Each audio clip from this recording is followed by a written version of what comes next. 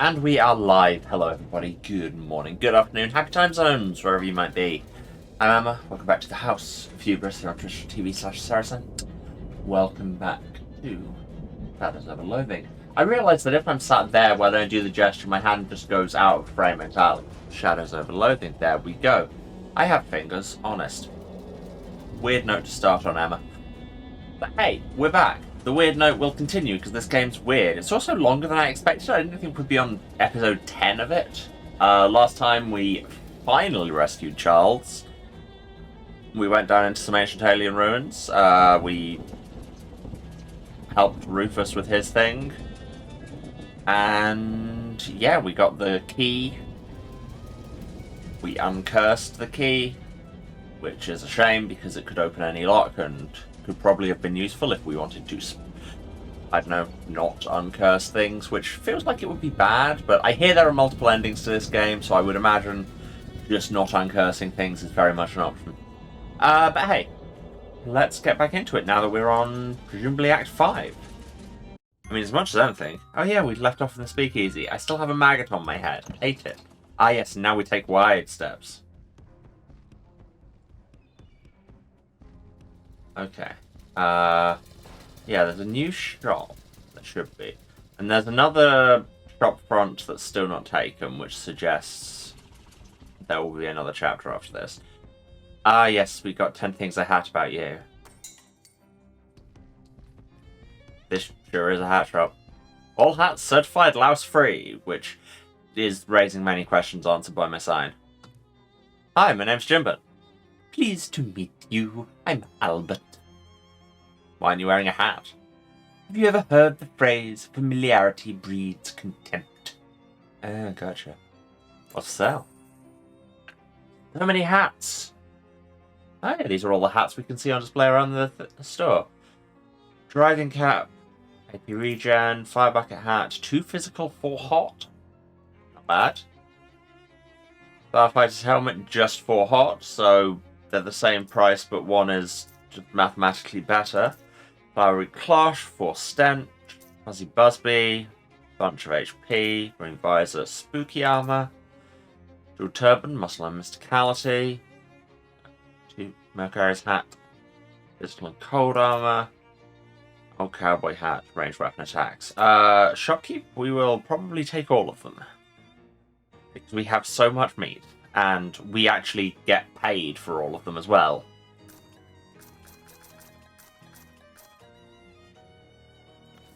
It doesn't take them all from the display racks. I really hoped it would.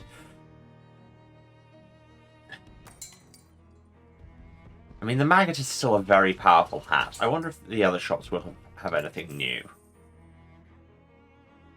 I was about to be like, oh, they have a tiara here. Yeah, I sold that to them. Sledgehammer. Muscle plus 6. I think our corn holder is better than that. Where's our corn holder? Or does it not show the stuff we have equipped? I don't think it does.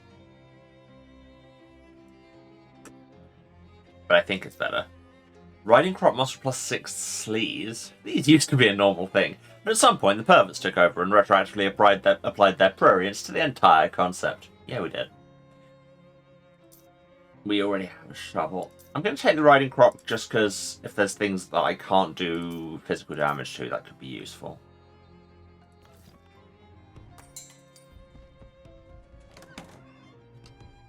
Herschel.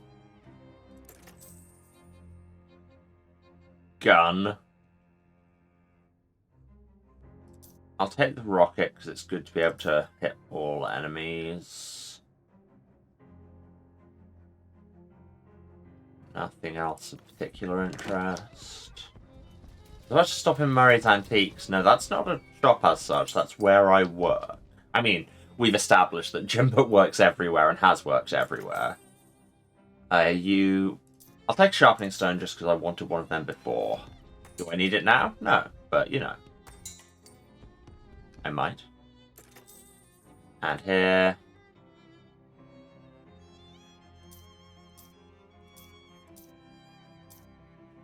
6 stench armor. That's a lot.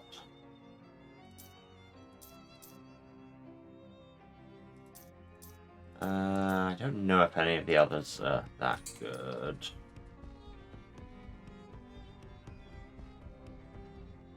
Okay, well, we spent like 1,000 meat. Let's say we go and get a bunch of meat back by having our photo taken in all of these hats. And assist these people with their car.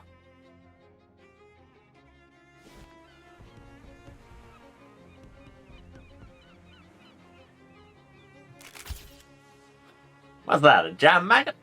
Perfect, I love it. Yeah, that makes one of us.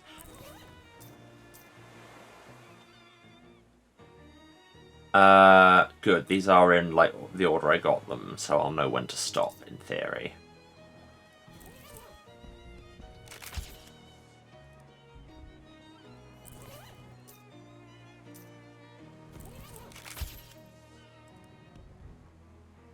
No, not the map.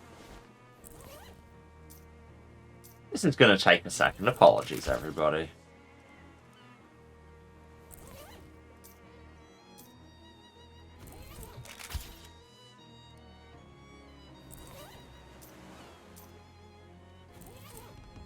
Enjoy these 3 sound effects.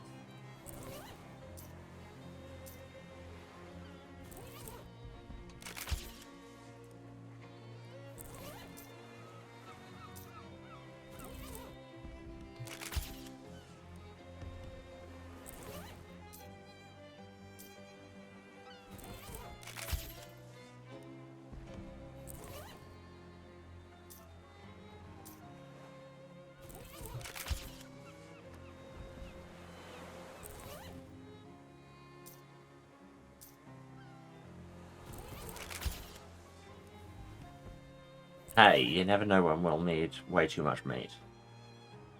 As I always say, question mark. Guess I should have kept the unglorious tiara at least long enough for getting a picture in it.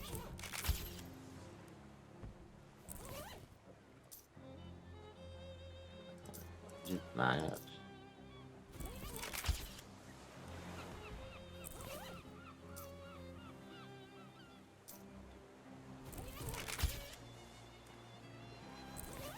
I say I'll know when to stop, but, like, I don't remember where we got to. Hat fashion show? Yeah, pretty much. You know, if you want to pause and frame through it, because I am just rapidly going through these.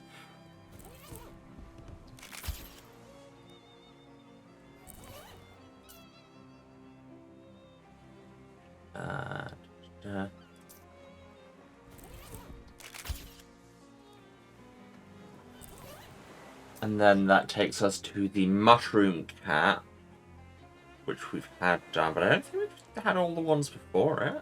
I think we've had Satchel's lucky hat. Yeah, no, not that one. Yeah, see, they aren't that cleanly in order, it turns out.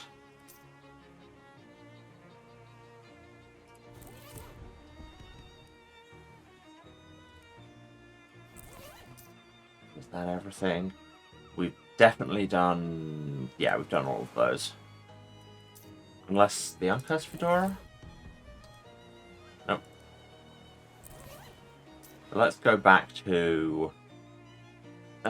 is it Maggot? Are we still in Maggot hours, or do I just wear the tiara? Let's wear the Maggot, because also here you have the test your everything thing. Also, are you going to talk to us yet? Nope. Ah, yes, and I can just straight do this. Hey, it's a rising young star. You passed the halfway mark to glory. Are you ready for challenge number 4? What is it? I need you to use these 3 baseballs to knock over that row of 4 wooden ducks, punch a hole through a sheet of 3/4-inch plywood with your bare fist, and translate a randomly selected page of the Brothers Karamazov from the original Russian. Jeez. Oh, come on. Don't chicken out now. Thank you for the stretch and hydrate reminders. I need them after, you know, hold these hats. They put a lot of pressure on your neck. But why do anything straight? Correct. Okay. You carefully weigh one of the baseballs in one hand while stretching the knuckles of the other and scanning the page with dense Cyrillic characters. Then you take a deep breath and make a fist. My heart disagrees, but whatever. I'll drink with you. Whack, whack, whack. Pew!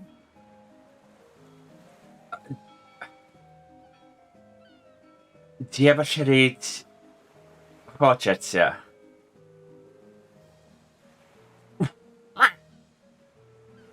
I want to brawl. Bravo! Not the usual way that last bit is translated, but I'll take it, and give you this in return. Wind Up Monkey winds it up to inflict bleeding equal to your mysticality. Wow, there's implications there, I guess. Hooray. So what's the next step? Look who's back! Kid, I am truly impressed. We hardly ever get anyone who can get all the way to the level 5 of the game of skills. You ready for the next challenge? Maybe? You got it in the bag. All you have to do is explain the Copenhagen interpretation of the probabilistic nature of quantum wave functions while climbing down a 10-foot grease rope ladder head first and sink a basketball free throw with this iron chopper. Ready? No. 11. Well, not with that attitude, you won't.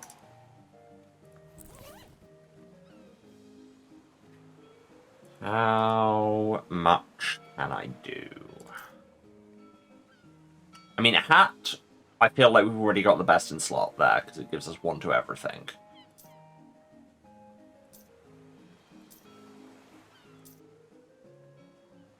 We've got this can of fruit cocktail, which also increases everything. And it's not like we've got any other buffs running at the minute. You the can of fruit cocktail, 1 fruit at a time, just like anybody else. Now we have various fruits. That takes us to 10, 10, 11.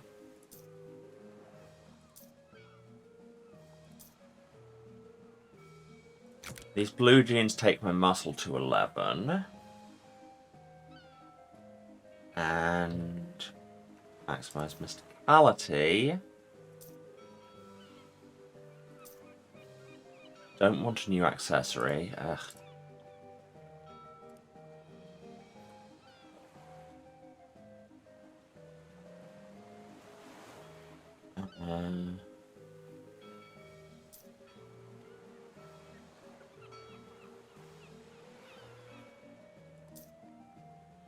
So we've got an accessory that's boosting it already. Why don't we have a ring that boosts stats, honestly?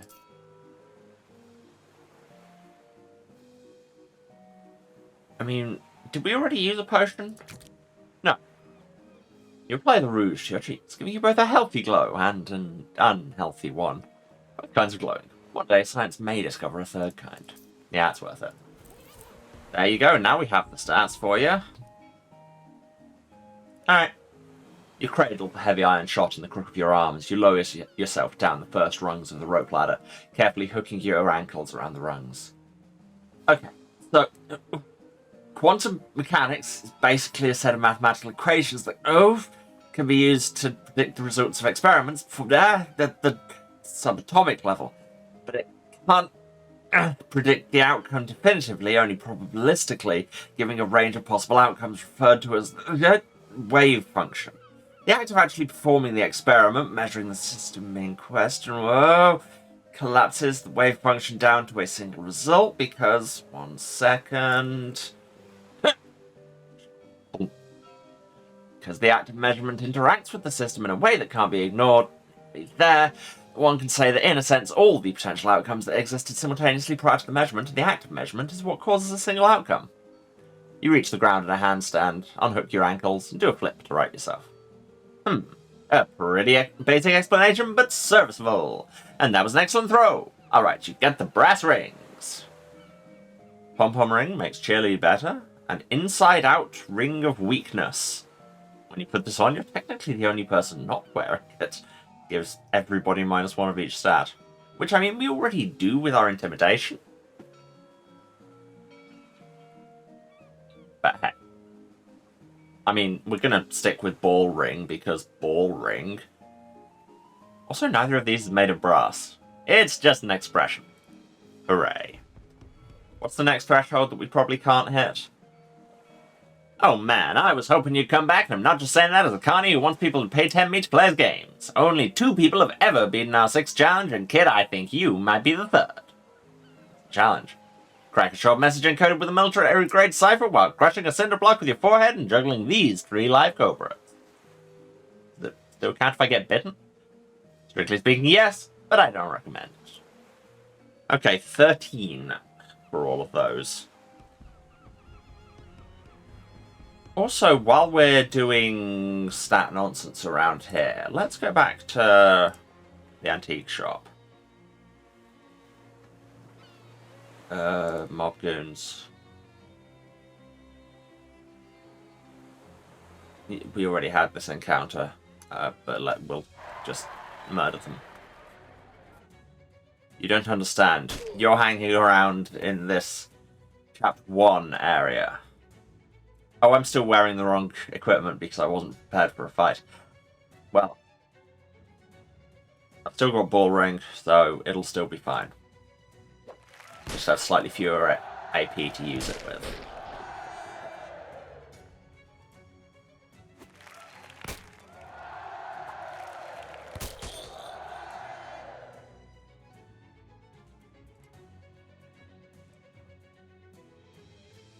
Stab you with my corn holder.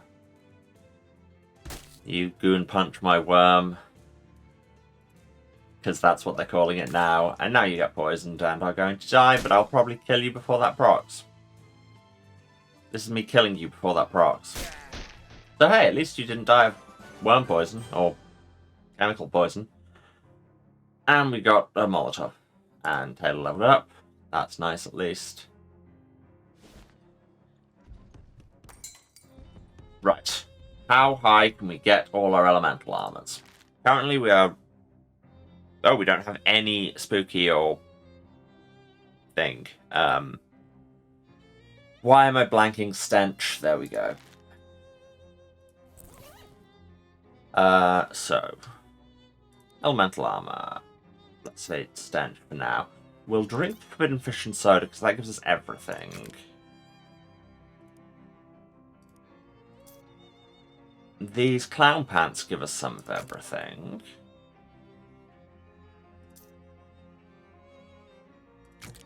Handkerchief gives us a bunch.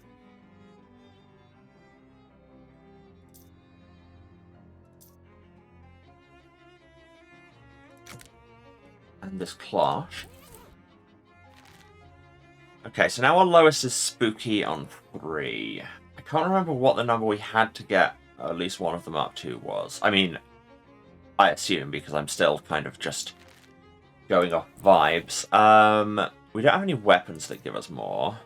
Offhand items just give us abilities rather than passives, right? Yeah. We have a ring that gives us elemental armor. I don't know if we do, but...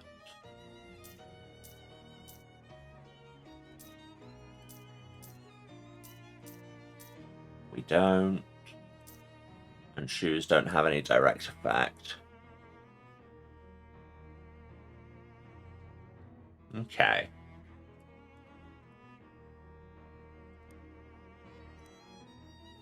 I remember spooky armor being an issue. And we haven't got any food that gives us elemental armor. So if we ate these haunted croutons, it'll drop our stats back, but we can become crouton haunted. Think about it, all croutons the ghosts of bread. And you do think about this. And you shudder. You know how it is.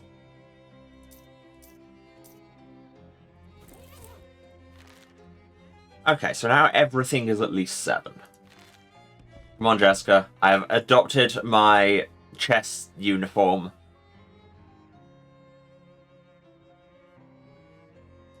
I mean, we could get... Is there a hat that gives me cold armor? Because that's like the one category of effect we don't have yet. Do I have a list of cats? Is that my to-do thing? Other notes? Yes, cats and their boons. Physical, moxie. Okay, we have hot, please, muscle, item drops, meat drops, and spooky. So we'd have to go all the way back to the monster shack, but we could get some spooky armor. Let's just try it now. Haunted Pawn. Greasy Knight. Incinerated King. Funnily enough, that is the best way to win at chess, is just set fire to your opponent's king. It works in many kinds of battle. Shivering Knight. Haunted Queen. King who dealt it. Okay, we don't have enough cold for that, so Fiancetta. Immoral Bishop. Fiancetta. Bishop's Toilet. Jadoob. Fiancetta. Fiancetta. Fiancetta. Rook's Lingerie. Belching Bishop. Rook's Toilet. Jadoob. Okay, we're up to 13, which we don't have any of, so no. Jadoob. Jadoob. Just Jadoobing all over the place. And occasionally Fiancettoing.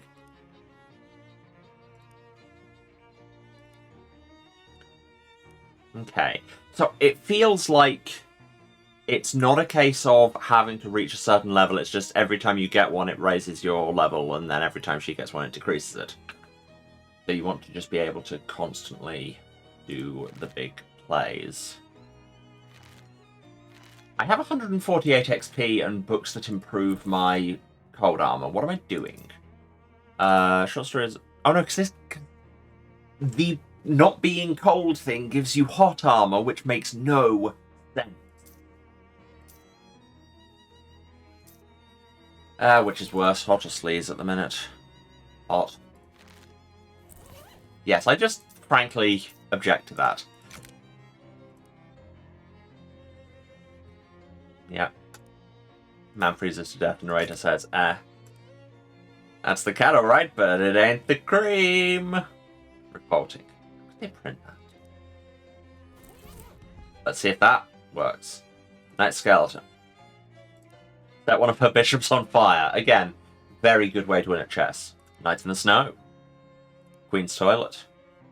Queen's Lingerie in the Queen's Toilet. Shivering Queen, now that she's not got her lingerie. Bishop Rook Affair. And we just win. Okay.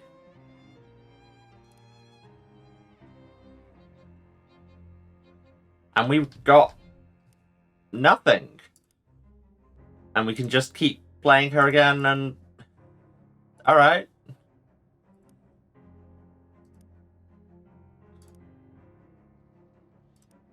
Cool. Well, we win, I guess. Alright, now let's get into a reasonable outfit. Which, of course, starts with putting a giant maggot on your head.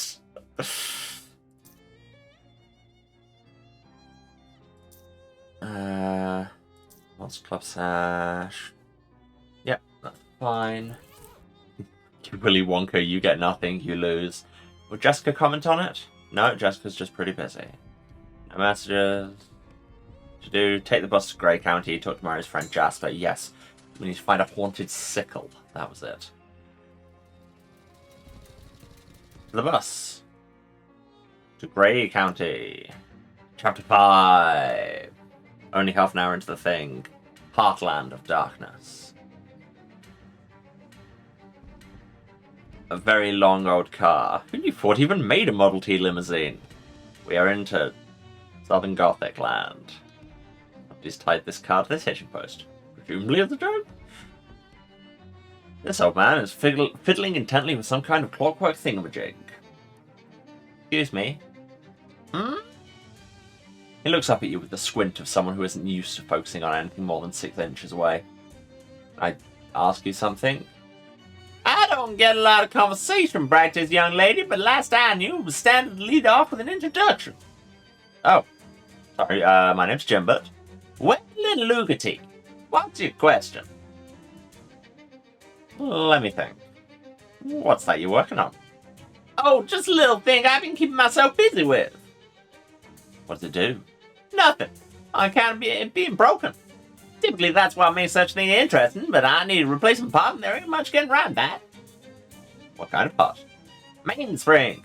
Not usually a problem, but I need a counterclockwise one. Kind of rare. Smart answer. Why not just flip a regular one upside down? Well, now ain't you clever? See that flange there? Yeah. Well, that's why. Alright, maybe I can find you one.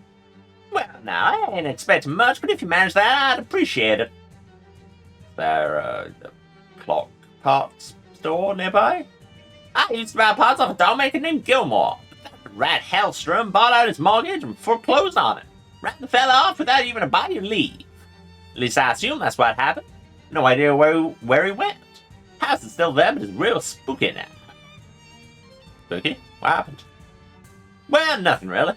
Just when there was a fella there acting like talking dolls are normal, they seem normal. When he ain't there, they don't. Anyway, it's down the road a spell if you feel like having a look-see. Remember, what I need is a counterclockwise mainspring. Yeah, I'll go look. But what about Hellstrom, who you just mentioned? Who's that Hellstrom guy you mentioned? That fat cat oil baron what's been going around buying up every patch of dirt big enough to drill well into. I didn't want to talk about him. He'll get his soon enough. What's that mean? Don't mean nothing. Just no man talking old man crap. Well, bye. Okay, these two are kind of a vibe, I'll be real.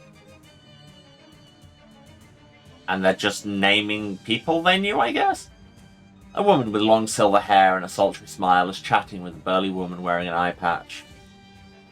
Long-lashed eyes sparkle at you behind her spectacles. Her voice is a purr. Hey there, sweet thing. I'm Iola. Iola Kamundi. Nice to meet you. I'm Jimbo Buffalo. Care to do a lady a little favor, Jimber? What kind of favor? I'm desperately thirsty, but I need something specific. A glass of milk. Milk? A charming young man named Milkman Stan used to deliver the best milk in the county. He's vanished mysteriously. The last anyone saw him, he was making a delivery to the Drexel place. Could you find him for me? Pretty please. Her eyelashes flutter. She makes puppy dog eyes at you. Sure, I like side quests. I knew I could count on you. Here, let me give you direction. Bring me back a glass of milk once you find him, okay, sweetheart? I mean, I just got a crate of milk at the speakeasy. Anyway, what are you two talking about? Oh, friends and co-workers and so on.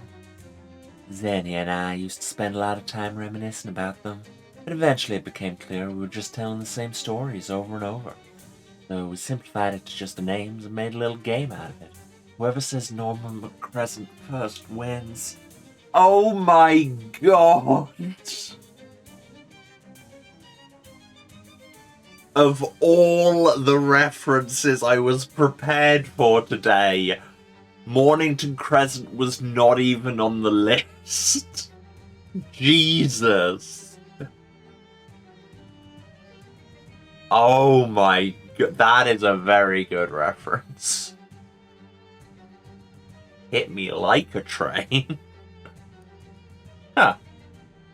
Alright. You're on Ella. Donald Zenith, good name. Car-shaped pile of rust. And a box. Box. Rusty old toolbox. Socrates rivets and a disposable ratchet. The greatest trick the marketing department of Black & Decker ever pulled was convincing people these were single use. And there's Hobo sign here. Code reads, do not let appearances deceive you. Huh. Good advice, I guess. Oh yeah, I should probably check out the Hobo camp again. We sent more people there. Also, we didn't look at this bath. There's fish in it. It's a watering trough, not a bath. That makes more sense. You didn't catch anything, but Buzzferatu learned some tricks from the locals. Neat. Should we be switching to Buzzferatu, do you think?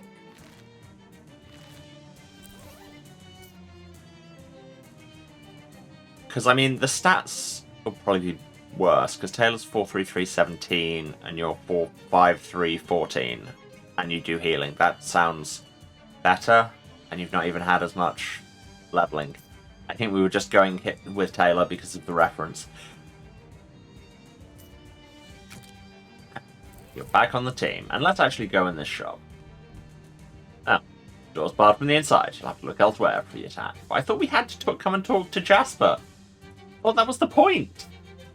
Why are some of these crossed out? That's ominous. Oh, it's all the old premises of Bud's Burger Bar. Visit our 0 Grey County locations. No, let's just quickly go back to the city and head over to the hobo camp.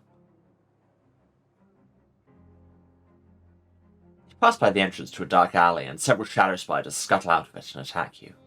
I'm not sure which is more horrifying, being attacked by weird shadow spiders or that they've spread this far from where you originally encountered them. Oh, it's definitely the first one.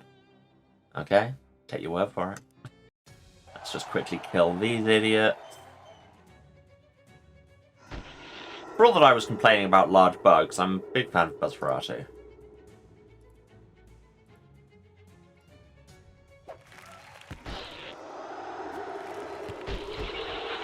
Ball. Ball.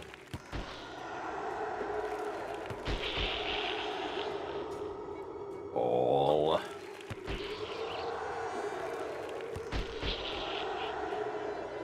And murder. I should really get the idea that you are much lower level than us in this area. Come on.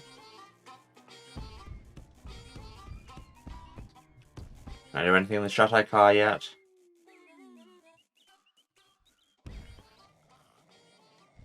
Sure can't.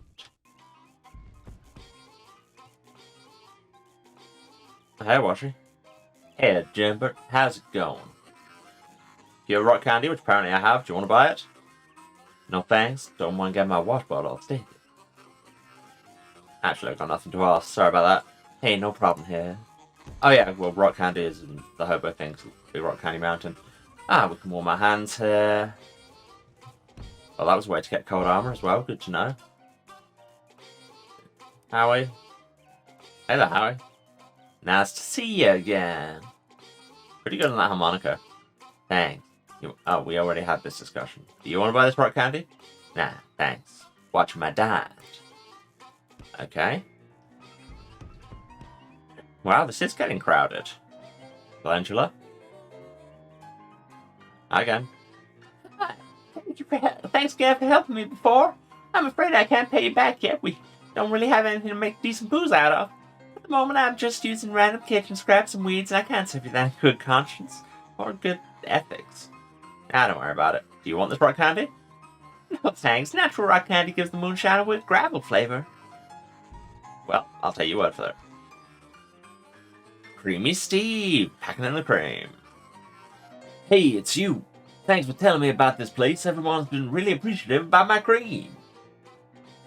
Well, I've been trying to get some other foods too, and you know, I don't like to admit this, but there might be more to life than just cream? Yeah, more to a balanced diet, certainly. Anyway, you want this rock candy? Wow, yeah, that'll go great with cream. How's the thighs and meat sound? Surprisingly high, to be honest. Okay, 500 then. He grabs the candy and shoves the meat in your hand before you can protest. Well, okay then. Okay, we're back to about exactly as much meat as we started with. 52 continues to tickle the ivories.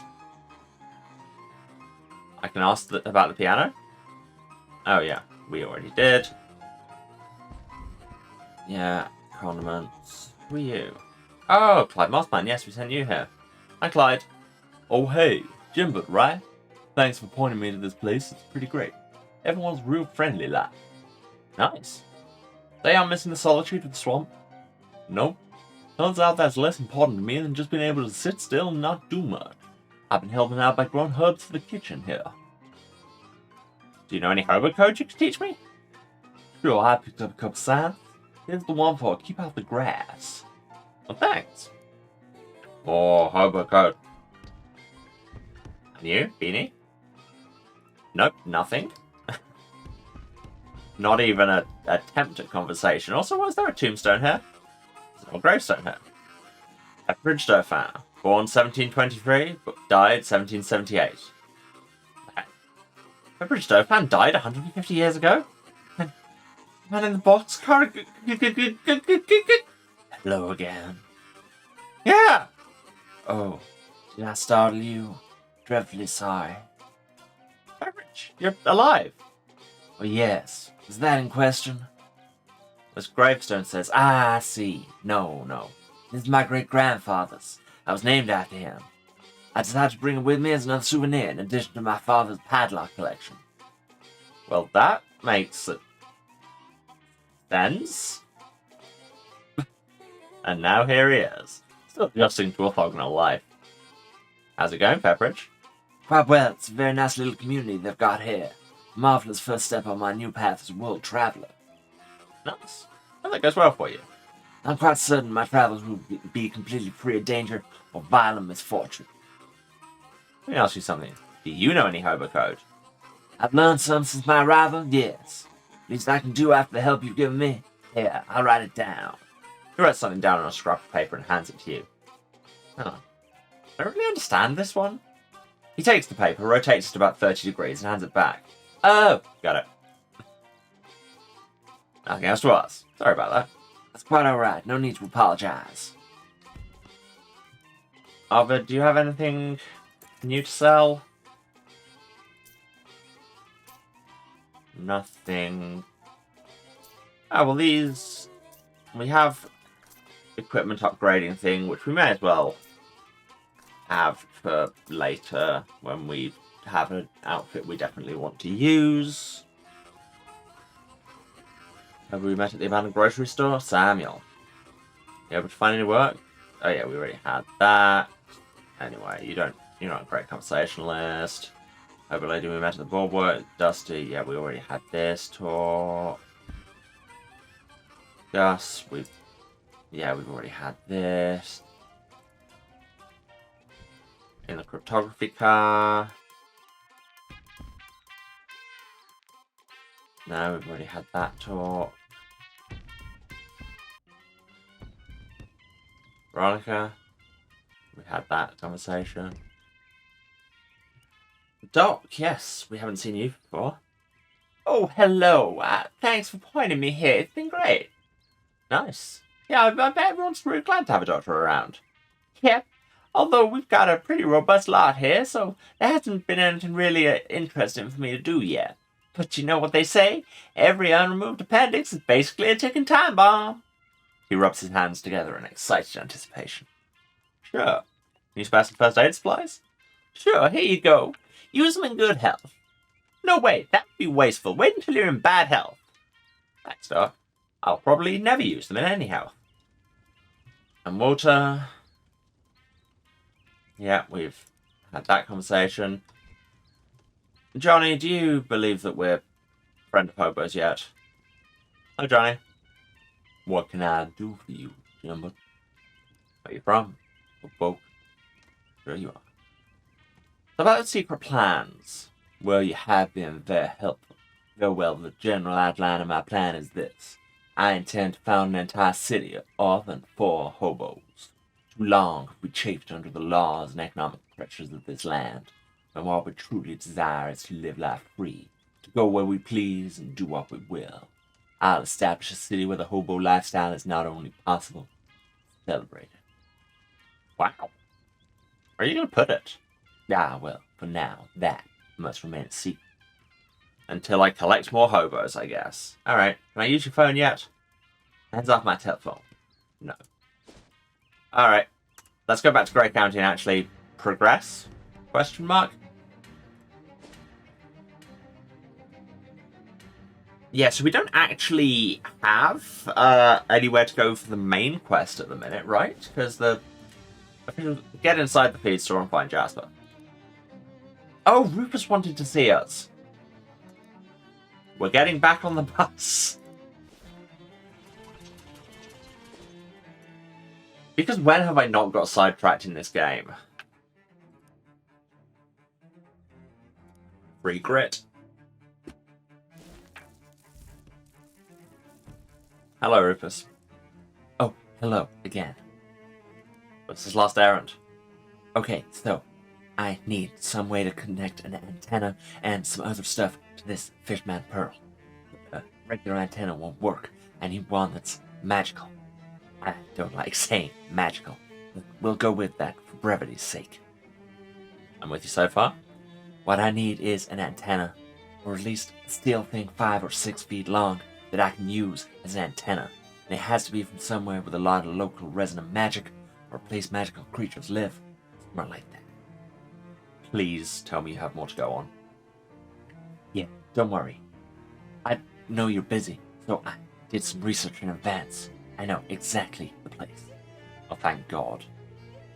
In Grey County, there's a weird little town full of weird little elf guys called Butchie. Kind of like fairy tale brownies, except really mean. Here, I'll mark the location on your placemat. See if you can find an antenna, or something antenna-like there. And when you come back, I'll tell you the next step. Alright. Back to Grey County, which is all the greatest hits of background music. I guess we'll start with the Gilmore house because it's closest, but we'll probably still get sidetracked on the way. We didn't get sidetracked on the way. What are we doing at the old Gilmore place again? Is this the haunted one? Yes. Well, or creepy at least. RP Gilmore. Get some more junk mail, we have so much of that. Nature's bounty is being violently extracted by this monstrous machine. This tree is evil. We're not going to comment on the fact that this tree is clearly evil. Okay. Oh, there's a sign. Also another evil tree. Hey, what appears to be a diary tied to this tree. Dorothy keeps giving me socks with holes in them. She can't possibly be trying to humiliate me deliberately. It's far too consistent to be random chance. Or you need new socks, one of the two. An old plowshare is leaning against this tree. It's a quest item. Sure. And they have an outhouse? Door says Belgrande Bomb-Proof Shelter Company and has a serious combination lock on it. No bomb's gonna guess this one. Alright, well, we'll have to find that out in the creepy house. Door is slightly ajar. Hello, weightlifting doll. There's a page from a diary. Edith's violin is too loud for me to relax at night, but if I take it away, she screeches horribly. I wonder if I can find her a smaller one. I've got the world's smallest violin for you right here. A doll-sized barbell. Well, we can work out. Sure, that's working out. That's how you do it. Got some XP. Neat. Hello, talking doll. An animated doll doing a workout routine. Yeah, I'm sure it's fine and nothing to worry about. Children's horror stories on this childless man's table. Maybe it's for the dolls, or maybe it's for you. Yeah, it's for you. Scary stories for spooky children. Yes, good way of getting spooky armor. Nightmare alloy. That's a very good pun. This book was banned at school when you were a kid. The principal didn't think stories about dentists eating patients' teeth were appropriate for children. Which is funny, because that's exactly what ended up happening to him, and you did have to hear about it. Dare you read on? Dare. First story is too gruesome for words. Literally, it's a full-colour illustration of alligators squeezing into a school bus through the exhaust and eating all the passengers. Chilling, and all the more so because it could really happen. Well, let's might as well upgrade it. We've got the XP. The second story concerns a group of children who trade baseball cards at school. It's all fun and games until a baseball player's picture in the cards comes to kill the children. This one really happened. No, but we don't dare to go further. Doll parts. Just a bunch of creepy glass eyes. Great. Love that for us. What's our hobo literacy? 19. Get us. So much hobo. Sobo, if you will. More doll parts. Full of an entire crate of horrible little mouths. Another diary page. Must correct Velma's mechanism so she'll squeeze the toothpaste from the end of the tube instead of the middle. I'm losing a fortune in wasted paste. That seems like a skill issue. Can I do the creepy radio off? No? Okay. This doll is scratching out gibberish on a tiny sheet of paper. Great. Here we are in the bathroom. And there's newfangled plastic handled... That's... Wow, the consonants there were short-circuiting my brain. Newfangled plastic-handled toilet brushes you've read about in all the papers. The future is yours to wield. Muscle plus 6 stench and causes poison. Neat. Flush the toilet for an ungodly amount of XP. I mean, we might as well get some more spooky armor while we're at it. Oh, do you remember hearing about this one? I don't know what just got posted and then Stream Elements automatically timed out Ladavi. I apologize.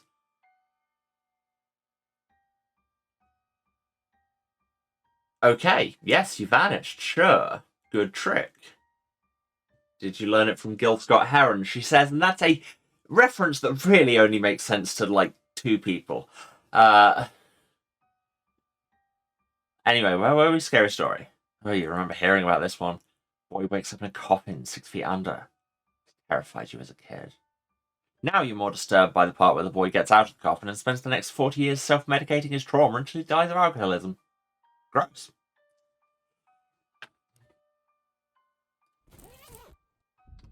Another diary page. Something's defective with Ruth. She's doing twice as much of everything as she ought to be. I must have gotten her gear ratios wrong. Yes, they're all saying numbers. We had 9 and 8 outside, 3 in here. This is going to be part of a puzzle, isn't it? The sink is currently occupied by a creepy talking doll, espousing the value of good hygiene. And then we look at ourselves in the mirror to change expression. As long as you don't stand with your back to the doll, this seems safe to fish in. I mean, we have our back to the doll right now, Jim, but wise stance.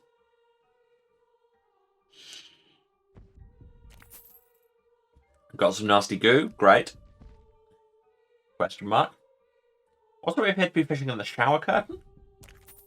Soggy used bandage. Gross.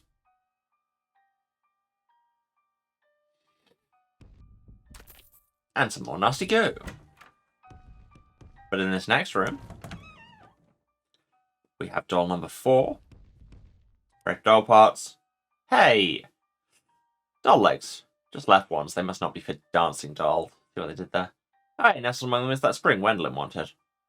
Okay, cool. So we've technically got the thing we came for. And we are getting pelted with eggs. A simple cupboard. See if it's bare. It is bare of everything except cereal. You got some cereal. Now, it is indeed bare. Nice. Modern fridge. Got some fruity ice pops. Increase hot armor by 6. Someone's posted a page from their diary. I'm stuck in a rut. Every day is the same routine. Eat breakfast, get dressed, brush my teeth, exercise, work on my novel, go to bed. Over and over. Always the same.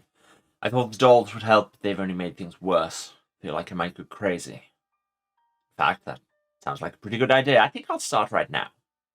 Okay. Eat breakfast, get dressed, brush my teeth, exercise, work on my novel, go to bed. Eat breakfast, dressed, teeth, exercise, novel, bed. That's 6 things. Each of these dolls is saying something about one of these habits with a number. The bunker outside has a 6-digit code. Breakfast, dress, teeth, exercise, novel, bed. So, breakfast is going to be you. Stop throwing eggs at me, but you keep saying 4. Talking doll is throwing eggs on you. There's one drawer you can reach without having to get too close to that doll. With a paperclip and some comfy hat lining. Stop.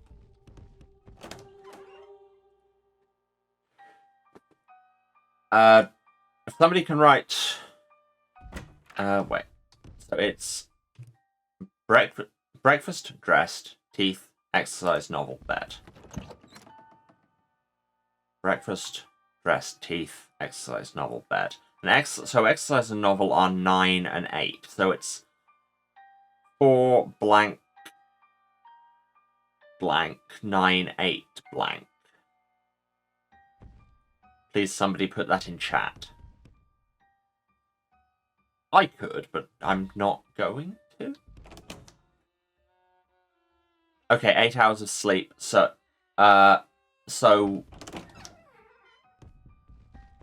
It's currently 4 blank blank 988. Oh wait, and teeth is 3 4 blank 3988. You don't have to put it in chat, honestly. I'm saying the numbers often enough that I can remember them.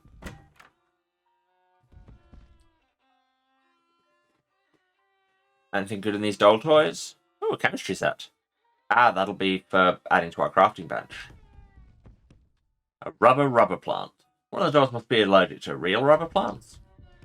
More doll parts. Oh my god, why do dolls even need hearts? This is just pointlessly creepy. Diary page. I don't feel well. I think Gladys put something in my coffee. Not just eggs, like she always does accidentally. I believe this was purposeful. Perhaps I shouldn't have based their mechanisms on a strange old doll I found. Grace. I wonder where she went. Huh. I love that that's Jimbert's reaction to so many weird things, is just leave the dialogue with, huh. This doll is playing the violin in a way that makes sleep unimaginable. Okay, so it's 423988.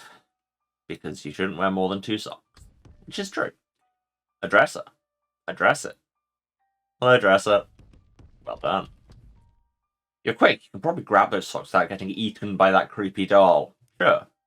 You grab the socks and feel like a real sockdologer for doing so. What? Anyway, they're an accessory that gives you Moxie and meat drops. Now the diary entry. Abigail loosened the pins on my barbell. I nearly dropped it on my head. She's definitely trying to kill me. I think they all are. Hellstrom can have the house and main property. I'm going into hiding. First, I'm going to tack these pages all over the house to make it clear that I'm insane, and then I'm going to go live in my bomb shelter. Scratch that as a doll shelter now. More doll parts. Doll arms. Dozens of little awful arms. An old pants. The shirt must be in a different closet. Okay, but now we know the code. And again, we have the spring, so we can just leave.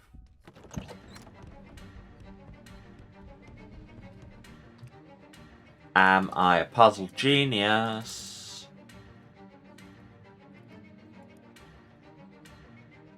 Damn it!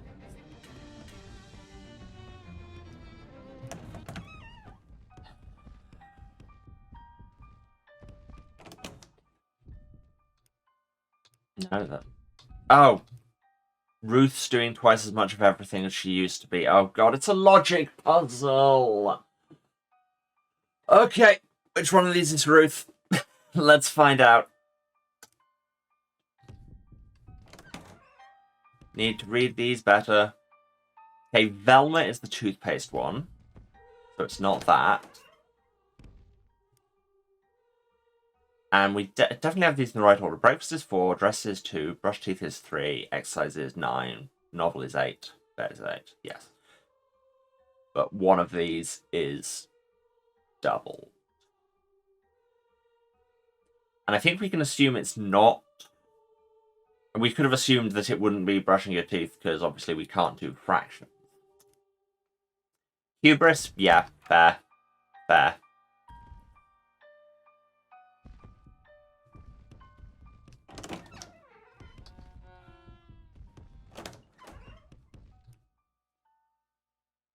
Abigail is the exercise one, so it's not that. But again, that's an odd number, so we could have assumed that, Emma.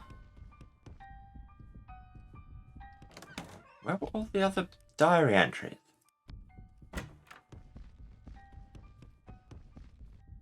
There was at least one outside.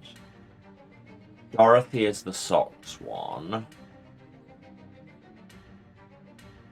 So it's either sleep, novel, or breakfast. But I think we heard the name for the breakfast one. Where was it?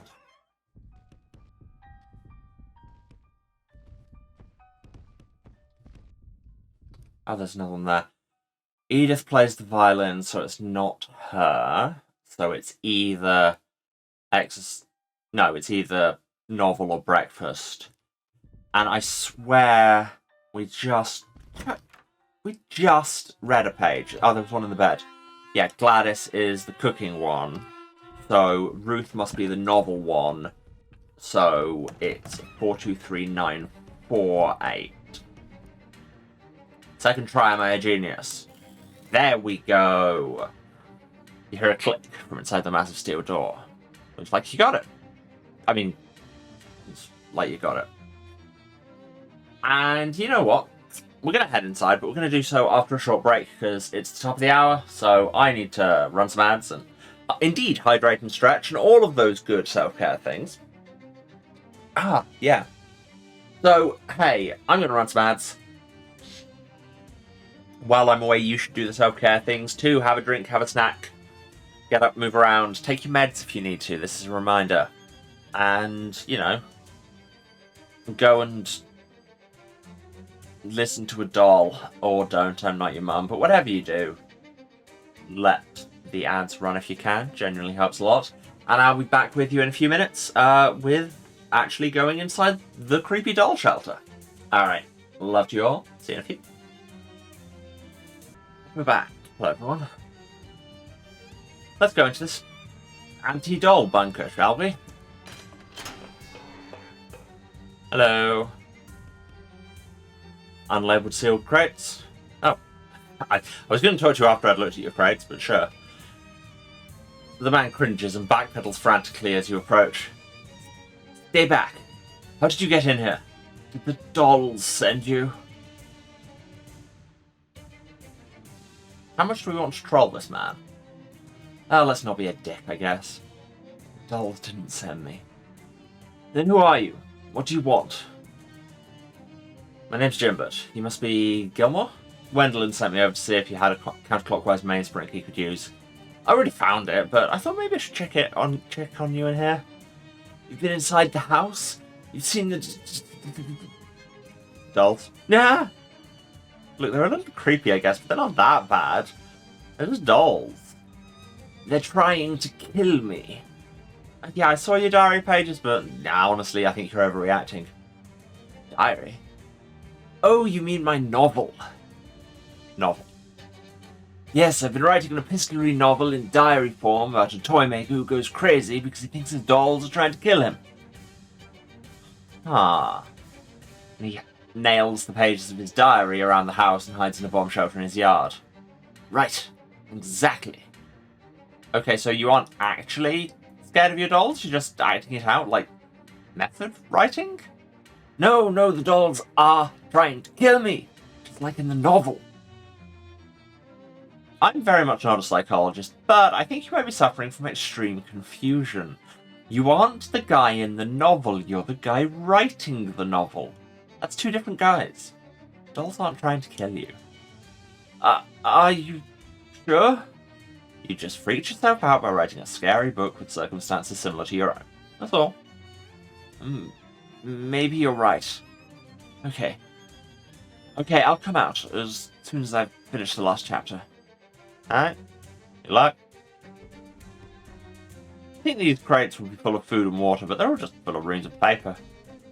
Several pairs of Gilmore's undergarments are strewn about on his bed. You were caught unawares by his cot underwears. A joke that works better in an American accent, I guess. The last diary entry is unfinished, but it seems to be about the protagonist huddling in his bomb shelter and waiting for the dolls to come get him. Grim. Gilmore fidgets nervously. Well, good seeing you, I guess. We could report back with our mainspring, but we might as well just be cracking out quests, surely. I'd say. The landscape has changed a bit, but I do believe I remember a family that lived in this region. Really? Yes, the Pepasashk family. Charming people. They used to fill me gold for experiments on transforming gold into lead. Gold into lead? Not the other way around?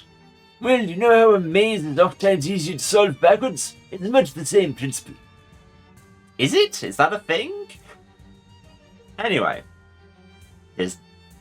let's go to the Pepasashk home instead, I guess.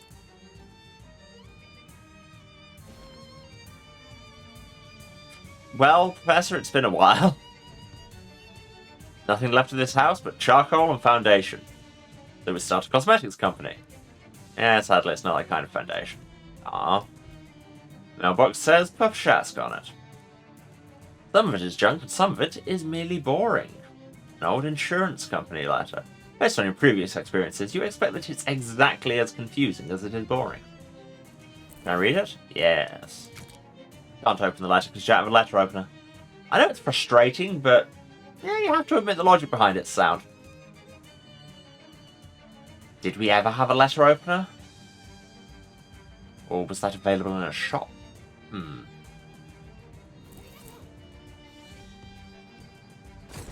Yeah. This truck isn't as destroyed as the house, but it's still plenty destroyed. What's in it? Door's locked. Yeah, Jimmy the lock, sure. You managed to Jimmy the lock open, unfortunately destroying the coat hanger in the process. Find a pair of pants in the glove compartment and a pair of gloves in the pants compartment. That makes sense. 11 HP, physical armor. Neat. This oil drill is taking a break from despoiling the earth. Cornfields are parched beyond any culinary use. There's a caravan here. The door on this trailer says property of Helco Oil Conglomerate. Keep out. Let's keep in instead. I don't listen to oil conglomerates. This desk is neatly organised. There's a Helco logbook on it. I'm assuming that's Hellstrom's company. Oh, hey, there's a lot. This logbook is full of meticulous records written in meticulous handwriting. The whole scene is so meticulous that meticulous doesn't even seem like a word anymore. Meticulous. Well, several entries from 1917, which is what, 10 years ago at this point? March 5th. Oh boy, it's my first day as a drilling site supervisor and I can't wait to prove myself. I'm going to work hard to establish myself as a real up-and-comer, and then once my career is secure, maybe I'll have the confidence to pop the question to Clara. You know, the marriage question. Anyway, the crew has the derrick set up and we're turning the drill on tomorrow morning. Seems like former owners of the house have cleared out already. They yelled a lot of angry-sounding foreign words at us yesterday. They were gone when I got here this morning. I kind of feel bad, but yeah, that's progress.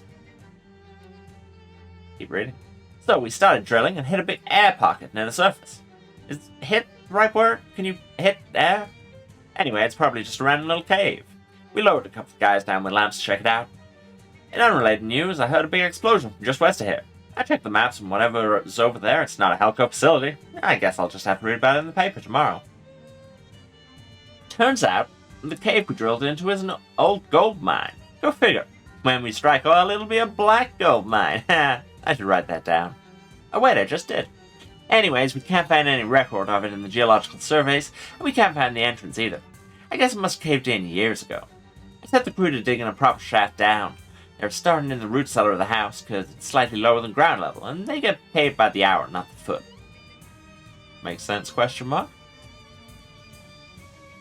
One of the crewmen was trying to get a closer look at some magazines he found hidden in the attic of the house, and the carbide lamp on his helmet started to fire the torch the whole place. Nobody was hurt, fortunately. What a mark on my record that would have been. After the fire went out, we cleared a path down to the shaft and put a trap door over it to keep the ashes and rubble out of the mine. We'll be going there in a second. New orders from above. Baron Hellstrom wants us to reconnoiter the mine. I guess that makes sense. If there's any gold left in there, then hey, free gold. But every time someone goes exploring away from the ladder, they come back all pale and sickly looking, and freak out when they see the sun. You just can't find good help these days. Yeah, I guess I'll have to do it myself. Wait till Monday, though. Had a really nice weekend. Super relaxing. I really needed that. Went on a date with Clara, and we had a great time. I think maybe she was hinting about getting married, too. Oh, geez, what am I thinking? This is a company logbook, not my diary. Anyway, it's time for me to go see what's in that old mine. Oh, no. Back from the mine. Wasn't so bad down there. I don't get why the crewmen acted so weird. It's nice and dark down there, not all bright like it is up here all the time. Really giving me a headache, to be honest. I made some friends down there, too. Great guys, they really understand me. I think I'll knock off early and go see if Clara's home. I just can't get her rosy pink cheeks out of my mind. He's telling me the incongruously Romanian family were vampires? The concept.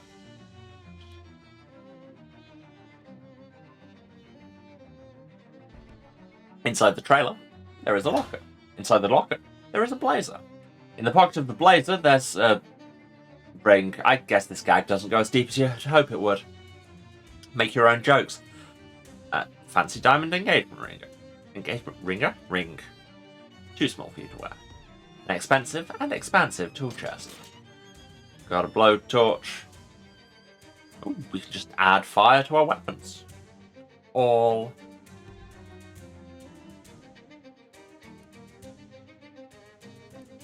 Nothing for the minute.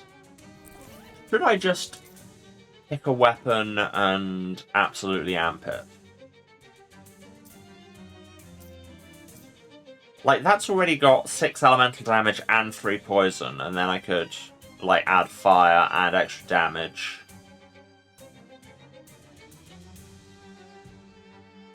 And frankly, you know what? It'll go with our mag attack.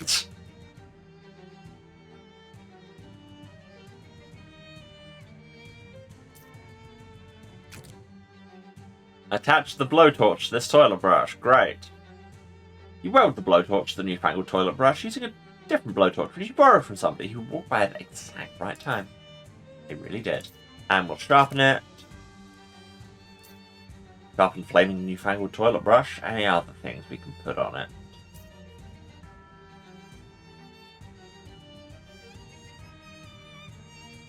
Wooden handle, yeah. Makes any weapon into a melee weapon. Which we should remember that we have, because then if there's something that does mysticality plus 8, we can go for it.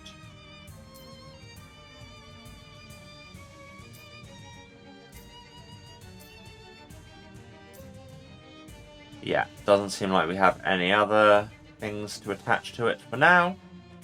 But still, that's muscle plus 7 elemental damage, 3 poison, and 1 fire. Sounds good to me. Kill so many people with this toilet brush. Right, let's go and check out the root cellar, shall we? Into the vampire mine. Look at the trapdoor. You clear away some of the burned rubble and fallen masonry, and sure enough, there's a trapdoor in what used to be the floor of the root cellar. You open it to reveal a ladder leading down into the darkness. Well, let's go into the darkness. The Black Gold Mine. That way's blocked by rubble, or whatever the fancy mining term for rubble is. I think it's just rubble. No, I don't want to short the professor. Enough to say about these rocks. The vein of dark meat ore. Well, let's brighten its day. You reassure the meat that things are going to be okay. It leaves its dark thoughts behind, and you collect them. Got some Eldritch Mist? Neat. No way you're getting through here. You'd need a bunch of TNT plus a blasting cap and a detonation plunger. Either that's a reference, or we're going to get exactly those things. Dross, I think, is technically, it has to be, like, waste products from refining or something like that. Cart's empty, save for a discarded pickaxe. Cool, we got a pickaxe. You grab the pickaxe and put it in your indescribably large backpack that you can't even see. Got a meat ore. Just refine some. You refine as much of the ore as you can with your bare hands. Sure. 1,200, wow. Turns out going into gold mines is profitable. Who knew? Jeez, looks like someone was drunk mining. Don't drink and mine, kids. Hello? Vampires? How are you? Uh-oh. That's putting it mildly. Hi. It has been many years since a human interloper has invaded our home. A novel. Ha, yeah, that's me. Novel. I mean, not the invader part. Perhaps, if you please us, we will permit you to join our family and live down here in luxury forever. Luxury? We're living in an abandoned mine. The vampire gestures behind him to the rear part of the tunnel. It's actually really nice back there. Oh, huh. The vampires regard you with interest, though an unsettling percentage of that interest is in your neck. I do have a very interesting neck. People have told me this. Have you guys been trapped down here for 11 years? Nearly, yes. We must thank you for clearing the debris that came to block the trapdoor, as the foundation of the house further collapsed over time. Gosh, that sounds terrible. Oh, not at all. We are quite wealthy. Very comfortable down here. Sure, but didn't you get bored? The vampires exchange glances. What? Admittedly, things did get a bit stale in the bedroom. We had to invent whole new categories of kink previously unexplored by sentient species. Don't clip that. Yeah, we are real nasty freaks now. Also, don't clip that. Okay, changing the subject. Still interested in my neck? Well, now that you aren't trapped anymore, what are you going to do? Well, we've definitely got to go find some proper food. I'm so totally sick of these ghouls. Yes, they're so dry, it's like sucking the blood out of a turnip. Ugh. Anyway, I guess we're at fight time. Cower before my incredibly dirty flaming toilet brush. Wow, you hit like a train. Good to know. A Hematic Orbulus. When defeated, it will heal everyone for 12 HP. Kind of love that.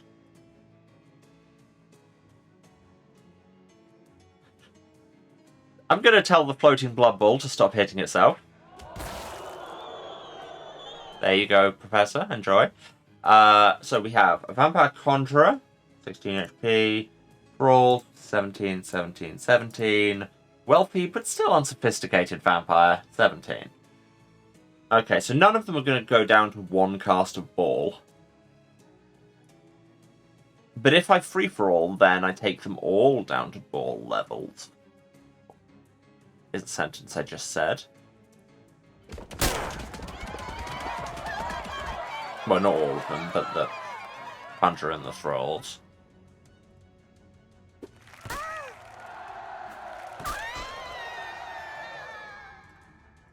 Good death sound, and then you can get toilet brushed.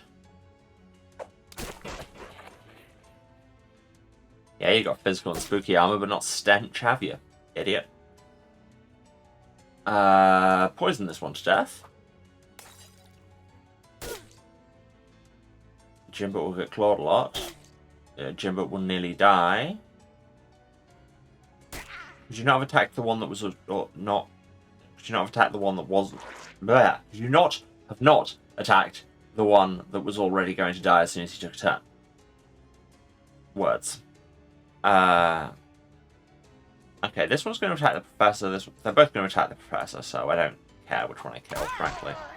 I need to remember to actually look at enemy intents. Although now this one intends to die as soon as it takes a turn, which is now. You won! These vampires should have been living in an iron mine instead, you know? Because iron's a lot stronger than gold. See? Anyway, we've got the skull cap. Some vampires have intimidating widow's peak. The ones who don't wear these hats that make it look like they have one, makes sense. Wow, those vampires really classed up this collapsed mine. It's been nice to be Rick. I don't know, I hear it's brain poison. Expensive nightstand. Bottom drawer was full of meat. Actually gold, but we'll just go ahead and convert it for you for convenience. Thanks, narrator. Yeah, better just to not even think about it. You say that.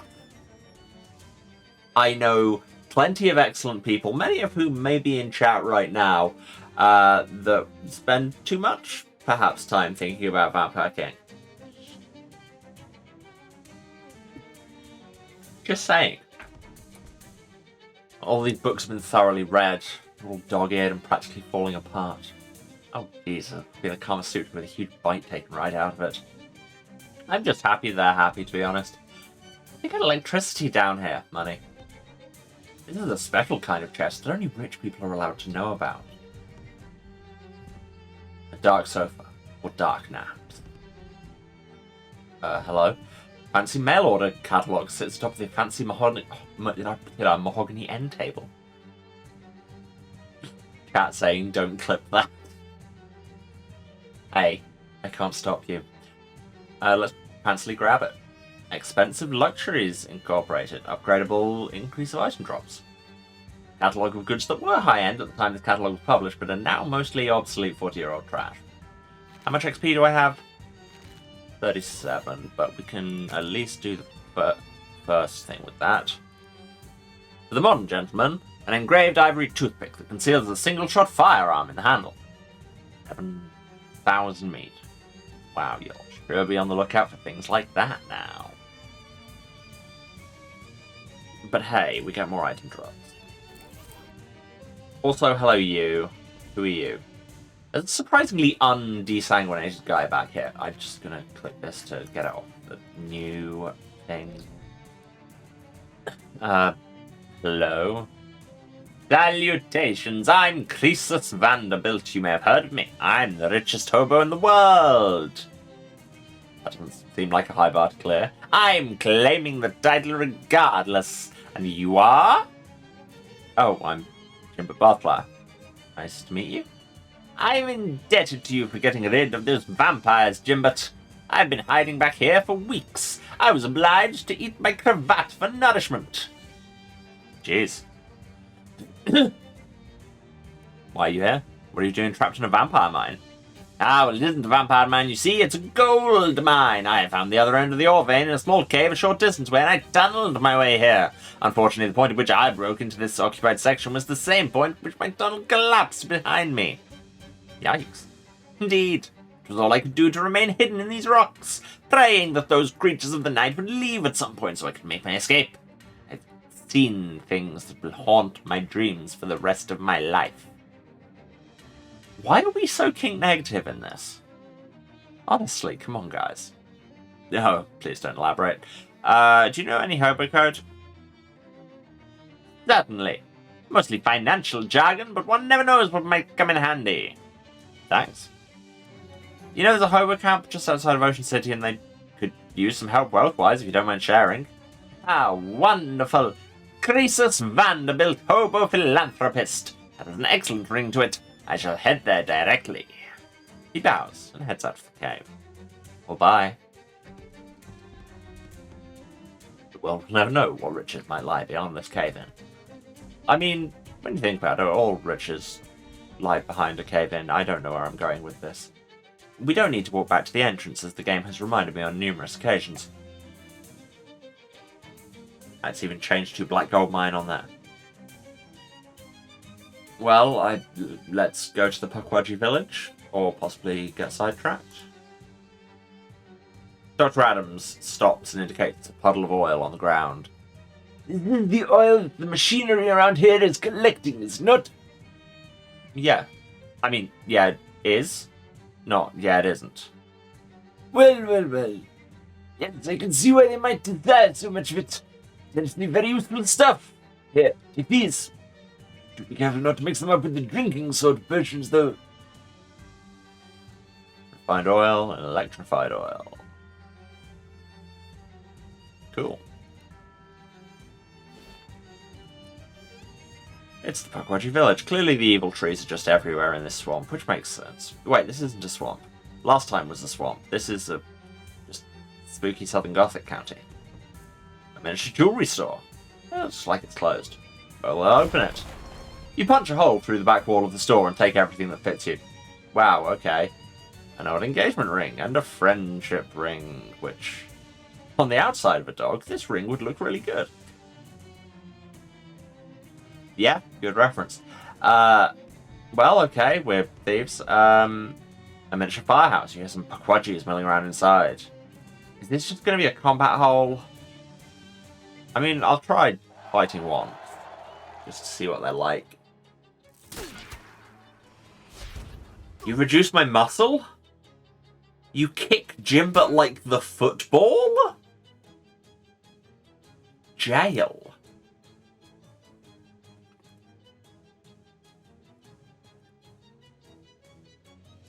Yeah, let's pre-brawl them. And then you can dive ball.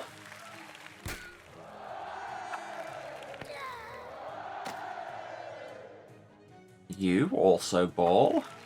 Or you can, as it says, cast a spell that will set your entire party on fire, which sounds bad to me. And now I can't quite kill you in one hit. Because my muscle was reduced. Rude. Jail.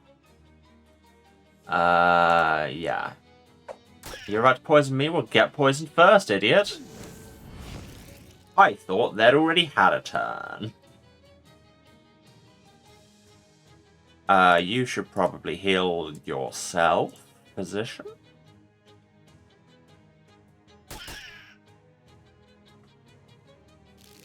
You'll die the next time you take a turn, but so will many of us.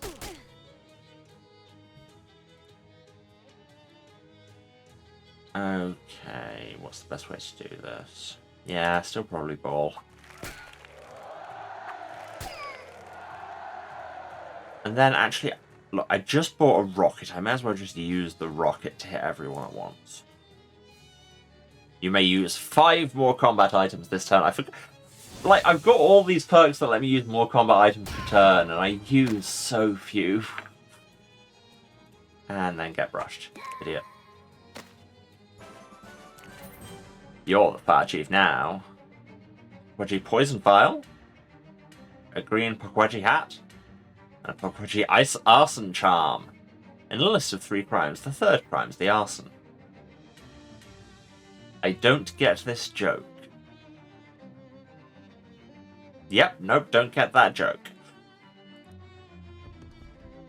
The Firehouse Zada has cooled. Okay, so it's not an infinite combat hole. But your hospital is a place of healing. Well, let's make it a place of hurting. Jesus, these Pokwajis hit hard.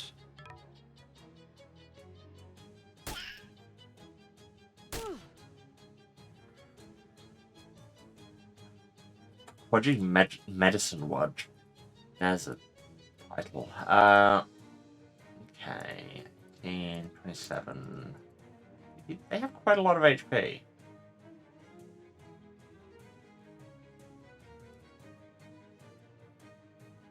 Stop hitting yourself would hit the individual once for 11. A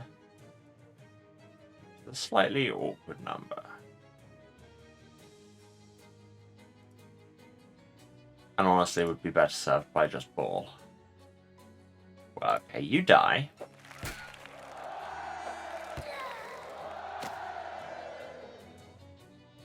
And then before you poison my entire party again, 2 casts of ball will kill you.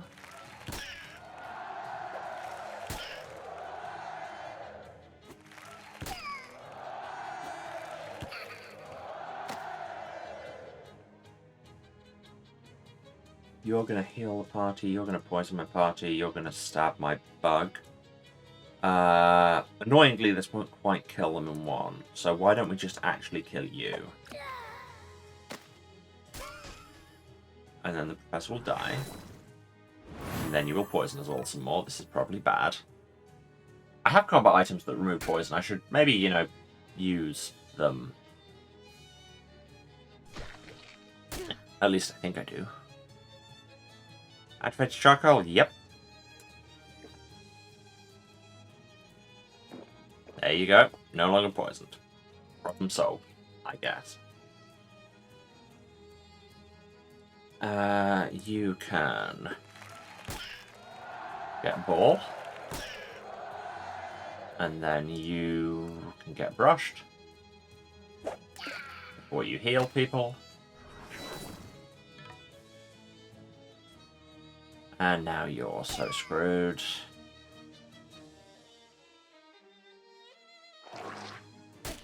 As our mosquito feeds us blood and we try not to think about it. You're done. You've reduced the hospital's payroll obligations by 100%. It's economic sense. Pokwaji massage oil. Another green hat. And Pokwaji medicine bag. I'll 7 maximum HP, regenerate 2 per round. Interesting. What's our accessory at the minute? Oh, it's the Monster Club sash. That's actually pretty dope. Hydrate and stretch. You got it. Oh, yeah. Yeah.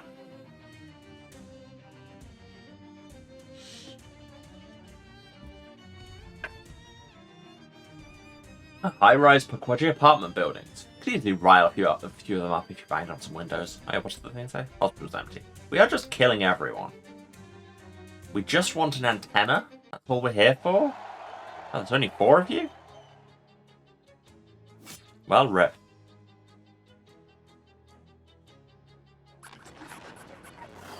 You reduce all my stats? Hail for 1,000 years. Okay, this archer, 2 cast the ball, dead.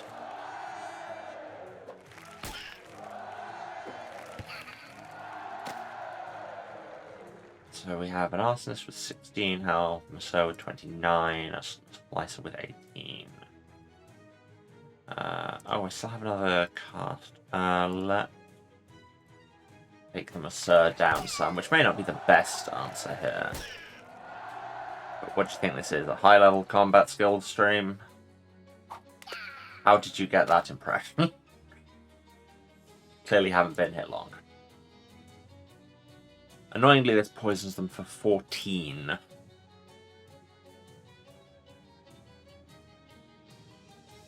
Which will not quite kill either of them. I guess.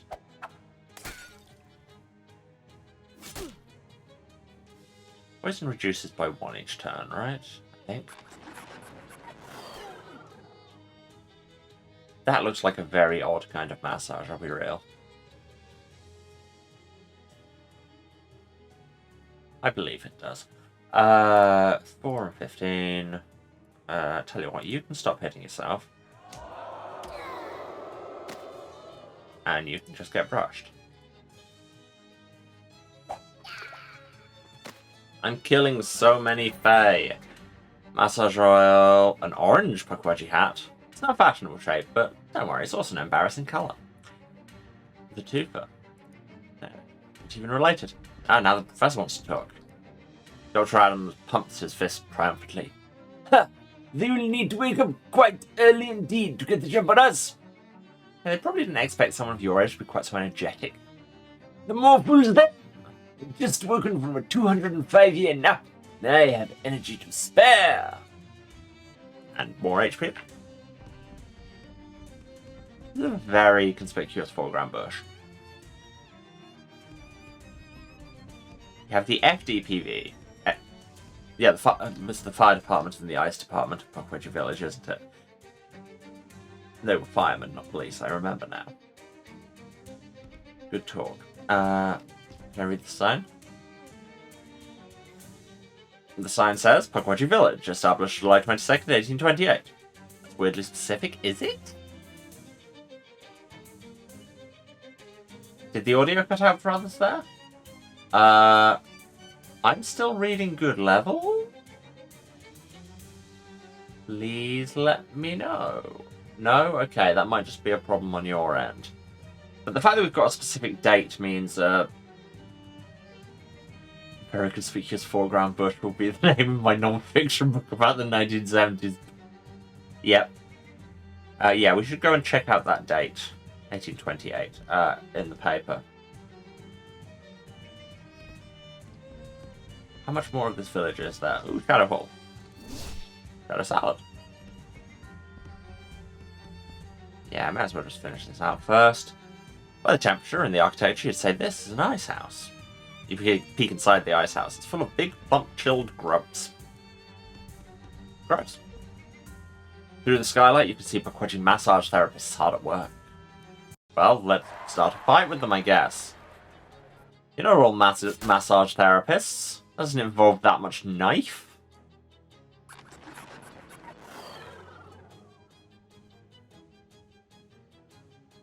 I will say, I would kind of love them to spend less time walking between combat animations.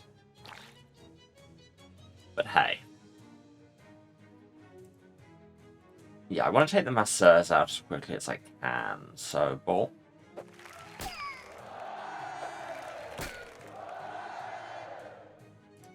And ball.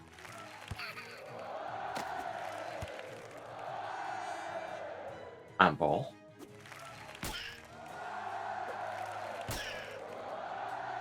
And brush.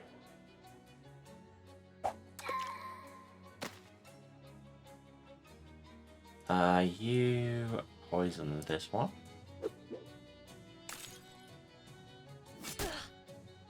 Jimbo gets stabbed, but whatever, she's used to it.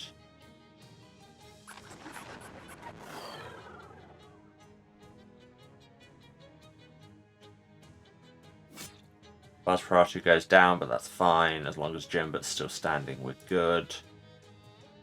You're on 15.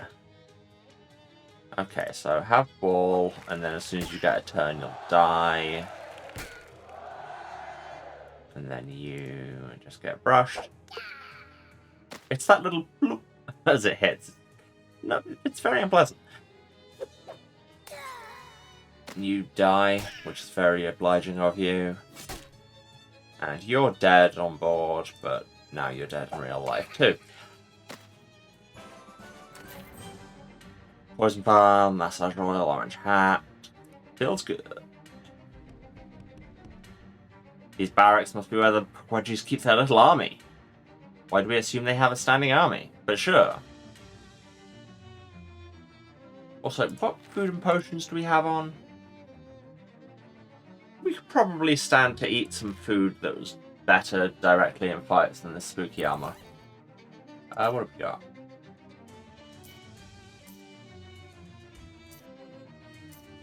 We've got a swamp mushroom that we don't know what it does. Glow Nut gives us extra AP regen, which is nice.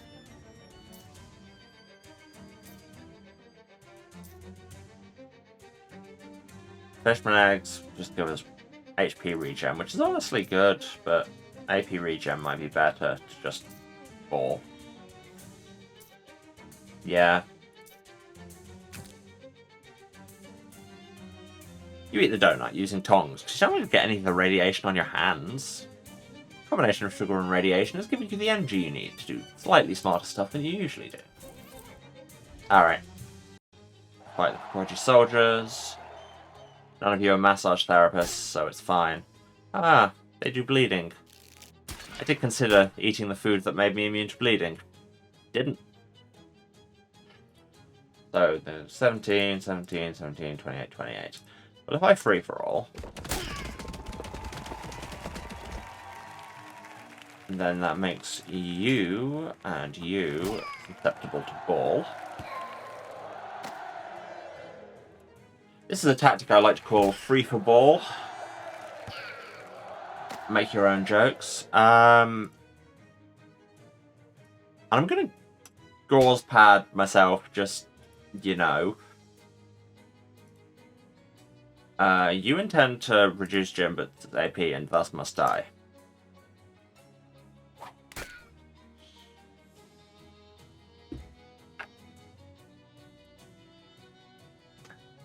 Here's some poison, so you're also dead on board. And now dead in real life, as are you. And then you shoot the professor.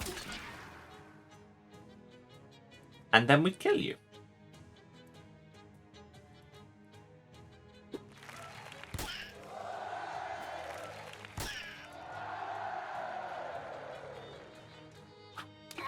Seriously, that little block is... Yeah, no. The standing army is now lying down. We got a shank.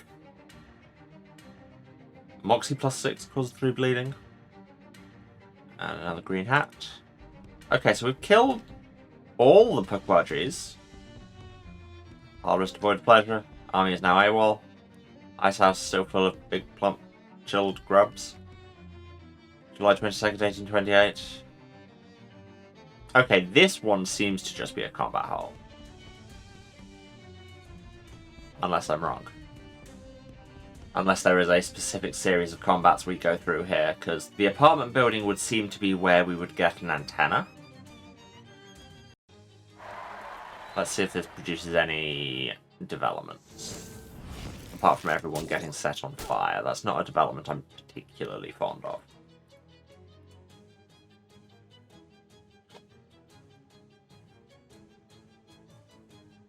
Yeah. A couple of casts of ball, take out the medicine wedge.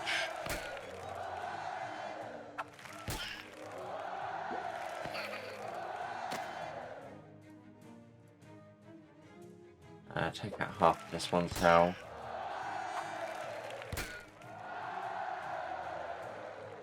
And you all intend to attack the professor, so sure, whatever, but I guess I'll kill the Spear Maiden because you do the most ongoing damage. I mean, the professor's so dead anyway, but hey. Although, throw this and then the archer's dead on board. And the Professor doesn't quite die. Rad. And this thing does.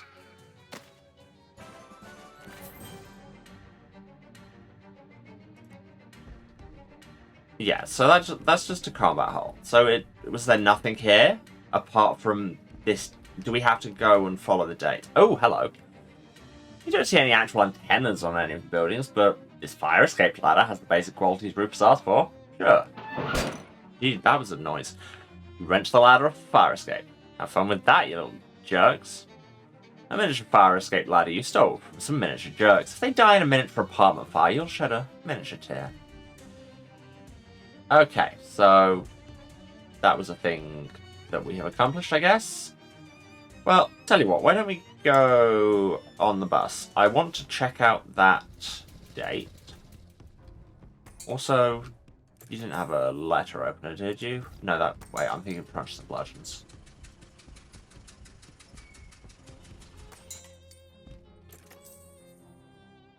Nope.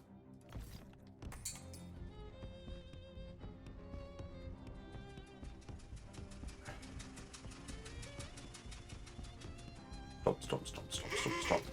It was July 1828. Yeah.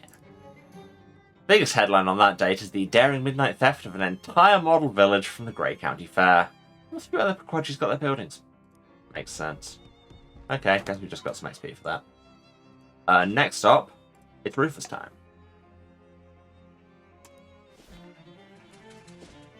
Get sidetracked by miscellaneous chemicals. Hi, Rufus. Oh, hello again. Found an antenna. Well, thing that's more or less like an antenna. Yeah, an actual antenna was probably too much to hope for, but this ought to do the trick pretty well. Thanks. That all you needed? Nope. See, I can't just solder this onto the pearl, because it's a pearl. Soldering doesn't work like that. How about glue? Yeah, that's what I'm thinking. But it has to be a glue with some pretty specific technical properties. I won't bore you with the specifications. Thanks. You know me pretty well, huh? You remind me of my sister in a couple of ways. Anyway, do you know about the burbling ooze? Yeah, the first time I went to college, I had a roommate who had to get penicillin shots for that. No. I'm talking about a weird tar pit out in Grey County. Never heard of it. It's gonna be gross. Yeah.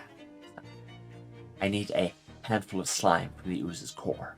And it has to be a handful, specifically, not e.g. a bucket. Let me mark it on your map. Place map. Place map? This is a very long quest. There's a lot of stuff in this game. Just an observation. Back to Grey County. Wendlin, we found your thing. I ain't suppose you found a counterclockwise maze break? I sure did. Here you go. B, thank you kindly. Since you've proven yourself a helpful sort, I'll have him let you in the store. Pretty much all of us around here got a thing or two could use doing. Well, that was sarcasm? I hear you. He gets up and knocks an odd pattern on the door to the feed store, and you hear someone inside removing the bar. Thanks. We already asked about Hellstrom. I met that Gilmore guy. Oh, how's he doing? He was hiding in his bomb shelter because he thought his dolls were trying to kill him. That's a shame. Figures, though. Don't ever put a face on a machine. People get confused too easily. Even just giving one a name is a bad idea. Yes. So, well, bye. But now I can go in here. Oh, hey, another radio I probably could have used. Judging by her driving gloves and driving goggles, this woman must be into driving and/or driving-related fashion accessories. Hey there, how's it going? Name's Farina. Hi, I'm Jimbo. Nice goggles. Thanks. Did you cop a gander of my sweet breather out front? The car? Yeah, I was wondering why it was tied to a hitching post. A lot of horsepower in that baby. Gotta keep her under control, huh? I get it. Say, word is you're pretty handy in a problem-solving kind of way. Think you can help me out with a little something? What kind of something? My bug is a real dynamo, but once you taste that kind of power, you're always yearning for more, am I right? You want something to make it faster? Yeah, I don't know a whole lot about cars. No worries. I'm not looking for advice. I already got my people set on a particular goal. There's an old Ford factory compound not far from here, where they shut down a while back that was working on a new kind of engine. One made of beans. Beans? Are you serious? As the day's long, I wouldn't have believed it either, but I saw a test run of one of the prototypes. Man, it ran like lightning. Right up till it exploded anyway. Word is they fixed that problem though. They had to switch to a different kind of bean. And that final pre-production engine should still be in the factory. I just need someone to go snaffle for. Alright, I'll do it. I knew you was the right girl. Let me mark the place on your map for you. As far as I know, the factory's been abandoned for months. There ought to be a let back. Just grab the engine and go. Well, can I start? Thanks, Farina. No problem. How's the chess game going? Too easy, honestly. Rover's too cautious. You want to know the secret to chess? Sure. Control the middle. Make everyone else get out of your way. It's like driving. And, now I think about it, life. Wendell refused to ride with her till invented the airbag. I see.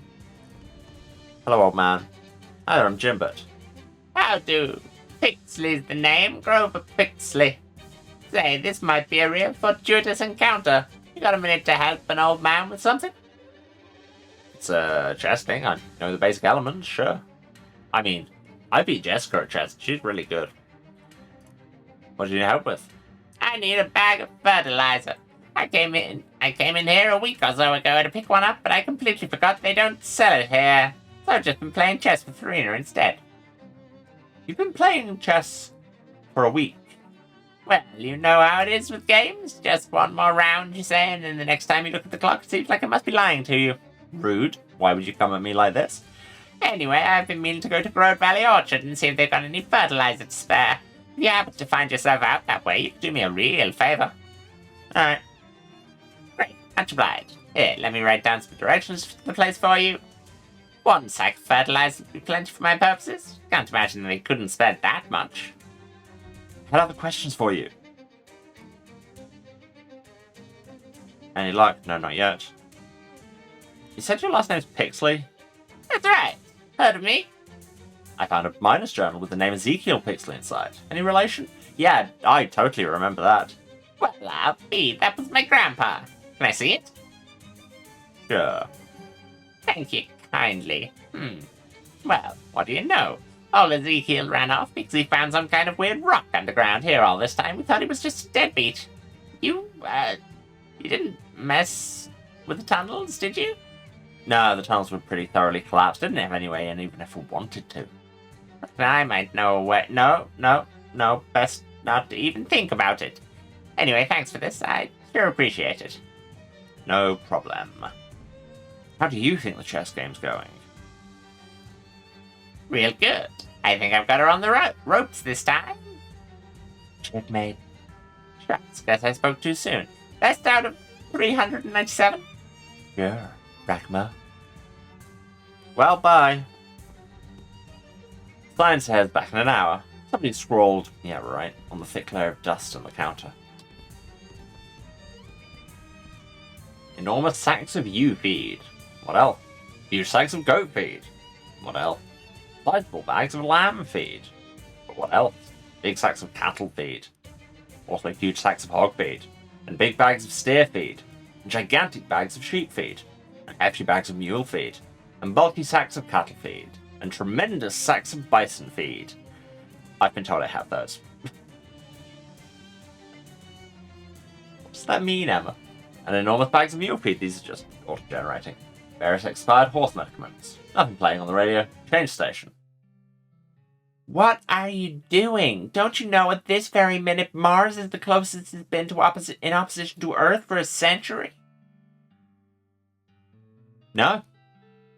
Almost every transmitter in the world has stopped broadcasting for 60 seconds in case any Martian signals squeak through the radio.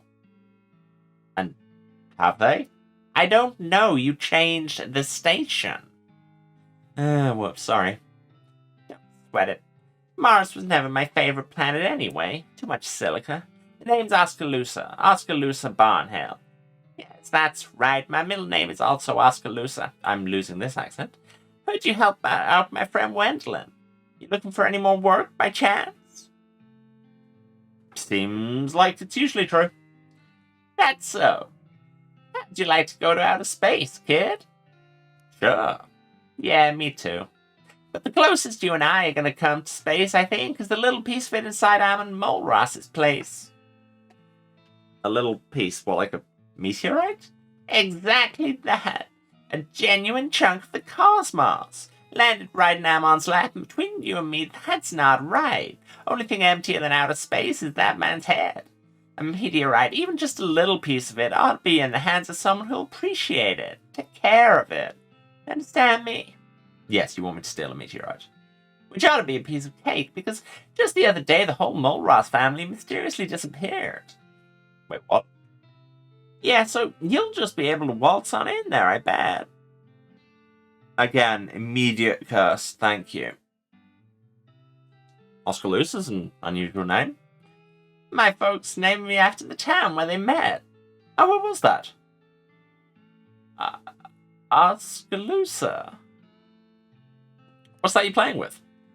Puzzle box, and a real tricksy pig of a puzzle, too. Maybe I could solve it.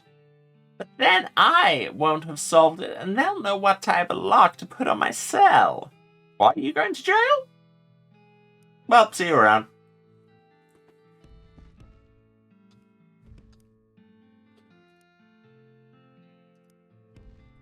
Can we go in this? This door is not messing around.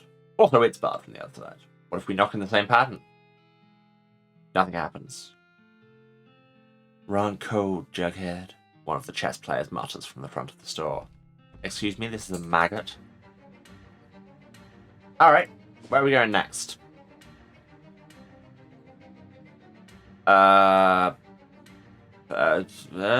Decisions. Sure, the Mulross house, why not? You come across a kid with a makeshift roadside stand and a hat 2 sizes too big. Miss, wanna buy a brownie hat? Why would a brownie need a hat? I guess I could see putting a little beret on a croissant, but... No, not the eating kind of brownies. I mean the little elf guys from fairy tales. You know, the ones that fix shoes and sleep with your wife. What kind of fairy tales are you reading? Real old ones. Yep, sounds about right. I'm very confused. I mean, I'm just assuming the brownies little elf-looking guys anyway. They build little villages and hollow trees and stuff. I found an abandoned one the other day and looted a bunch of little hats from it. Want to buy one? Only 99 meat, and all the proceeds go to charity. Which charity? Me! I see them first? Sure, have a look. I mean, we don't have a purple one. But also I don't want any of them, because they're all worse than this maggot. But if I buy the purple one, I will have more hats to be photographed in, sure. Thanks, miss. Wearing a purple triangle on your head is a signal to other people that you don't care whether or not your hat looks stupid. Here we are at the Mulross place to steal a meteorite, and there's an abandoned letter. A notice of repossession from a bank. They've apparently already taken the mailbox. On that depressing note, we do actually need to take our second break. So, hey, hang tight everyone, I'm going to go and do the self-care things. You should do them too. Get up, move around, have a drink, have a snack, take your meds if you need to. This is a reminder. And, I don't know, go and ingratiate yourself with the locals. Or don't. I'm not your mum. Either way, if you could leave the word adverts running, that would be great. And I will be back in a few minutes. Alright, see you then. Bye-bye. And I'm back. Hello again, everyone. Ladavi once again in chat, vanishing in a puff of smoke. I have no idea how you're doing that, but yeah, it's interesting. Ah, yes, we have to go and steal a bit of space from this man. Looking telescope. Or Might not even be this man, because didn't they say there's a vanish command? Okay, cool. Things I didn't know. Oh. Okay. Not intentional. As you head to the backyard, you hear a voice from behind you. Stop! The area is off limits to civilians. Yeah, let's see what that's about. Yeah, because it's not going to be this man's meteorite, because didn't they say the whole family mysteriously died? Hey, Stack? Hey, it's Stack. And we search it and we find a noodle. Of course. And what without a rope? Well, we have the shadow rope. Working well, rope and all. Well, let's go down. Well, we found an anomaly, so there's that. In the world? Where am I? That's quite the hole. Make your own jokes. There's a bunch of boards haphazardly covering this window. Well, we have many crowbars.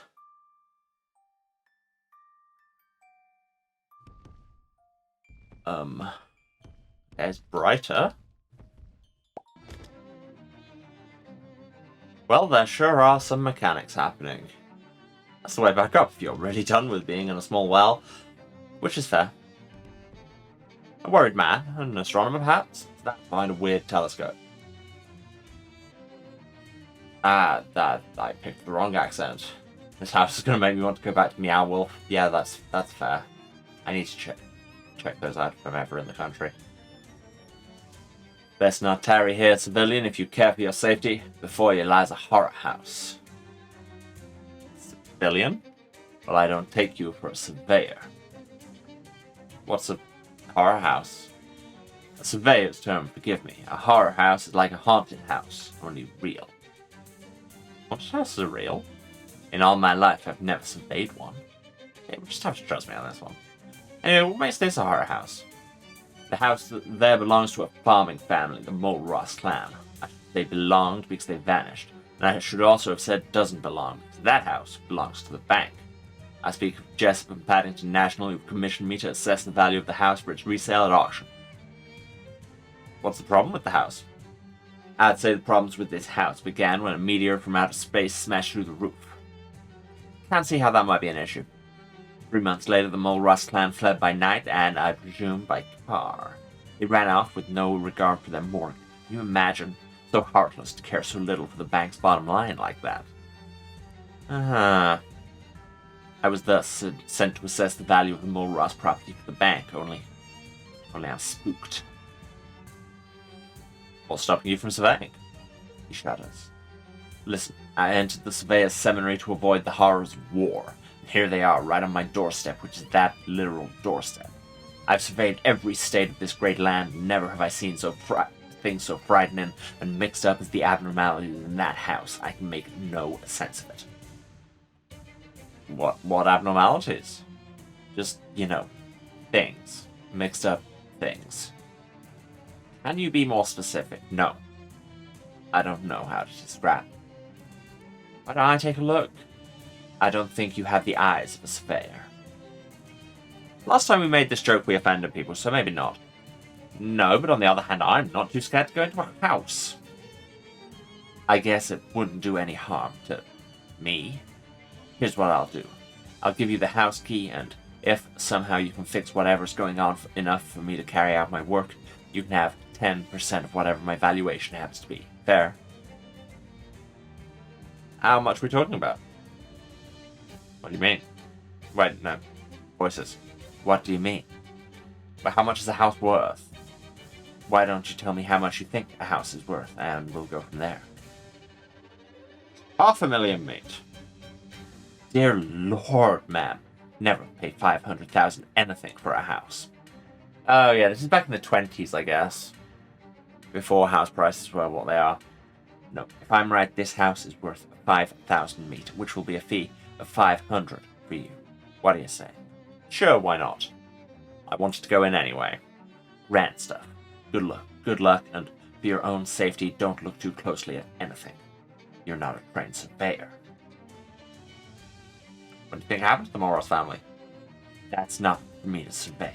But between you, me, and this theodolite, something strange must have transpired. This was a highly profitable farm. My name is Mulross. I think it's far. Yeah, what country? I don't know. I haven't surveyed abroad. When did they vanish? I can't say. I wasn't there to survey it. Do you know Oskaloosa Barnhill? No, I don't believe I've surveyed her. Sounds like a fun time. Bye-bye. Survey you soon. I don't think you're using that verb correctly. Let's use this theodolite to measure the angles of the house. There's a bug on the lens. Appraise the bug.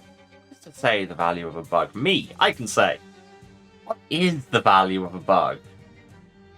What is the value of a bug? What units are we working in? 20,000. This bug is worth more than this house. 20,000 meat. Bug is thus surveyed and appraised. Congratulations. There's a bug on the lens. It's worth about 20,000 meat and it doesn't even know it. Bug is priceless in all currencies. Correct. Let's go to the backyard he stopped us from going into. Oh. The surveyor speaks up from behind you. It's against surveyor code to enter a backyard without permission. You'll need to go through the front door. That's ridiculous. I don't make the rules. I'm just a stickler for them. Fine. The boxes are empty, but the bank wants them just the same. That sounds like a bank thing. Okay, but there's another fence here that presumably we could have used for the fence painting quest. Cute little entryway. It's adorable. You unlock the door and then toss the key back to the surveyor. What in the world? Is this going to be an extended House of Leaves reference? I feel like it might be. Bronze plaque on the table is inscribed, Mail Ross. I like that. More people should have personalised pun post boxes. Search it. In the top drawer you find a large stack of orders for more Ross produce impaled on a spike. And a collection of handwritten letters inquiring if the house is for sale, also impaled on a spike. Bottom drawer. A note from Nabby Mulross to order more spikes for mail. They are important. Hat stand is not interesting. Build thing, also not interesting. I mean, the bending of space-time is probably more interesting. Let's try the one on the door first. Oh, okay, it just functions as a door. Quite a fine piece of furniture. Farm must have been doing quite well before its ruination by meteor and subsequent abandonment. Each of us is but a chess piece on a board, if you think about it. Yeah. And which are you? Thick Roma, all day, all day. Space-time always bends, that's boring normal relativity. I mean, yeah, but it usually does it less dramatically than this right in front of you in a house. Okay. The game nears its end, but it's not over, and the fate of the Thick Roma is yet to be written. Yep, there we go. I'm the Thick Roma. You heard it here first.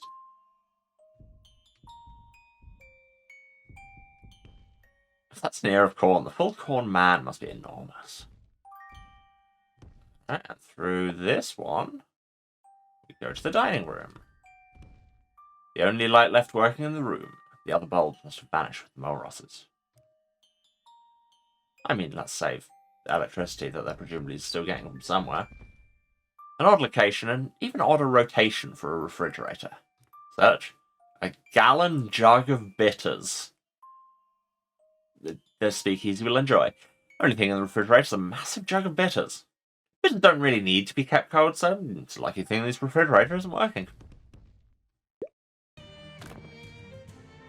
Okay, and that one dumps you out. Good to know.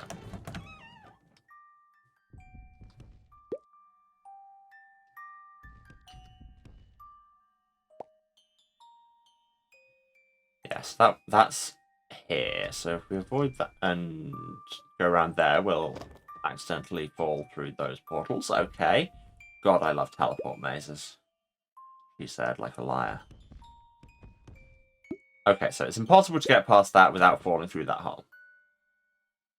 That's fine. We'll work out a different way. So is there anything else from the dining room?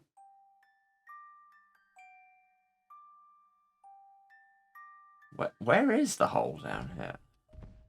Oh, yeah, it's there.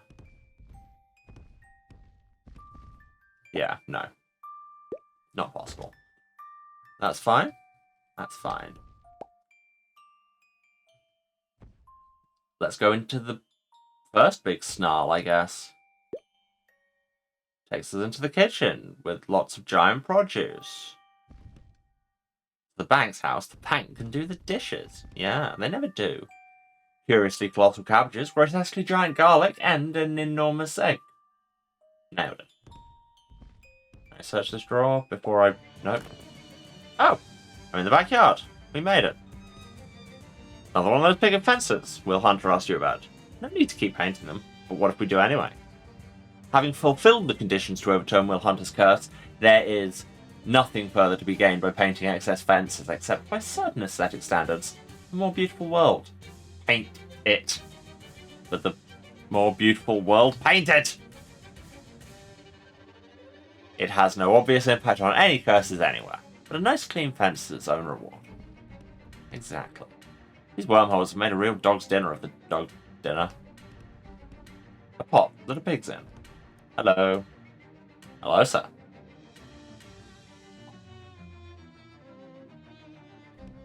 Thank you, sir. Empty. Perhaps the dog's been sent to live to bank upstate. Woof. Are you a big pig or a little pig? Okay, sure. That way takes us to the front of the house. That wormhole's way too high to reach. I can't go anywhere from there. There doesn't seem to be anything in particular to do in the backyard. Ah, got permission to enter the backyard, I see. Okay, so either way it ends you up in the same place. Never mind.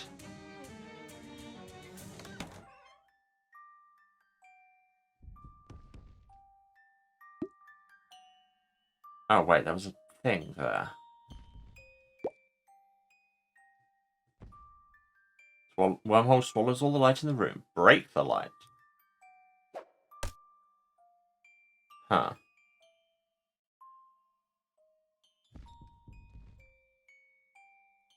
Maybe if you wait until it's less distorted. More distorted? Yeah, like it has different effects depending on when I'm throwing it, so.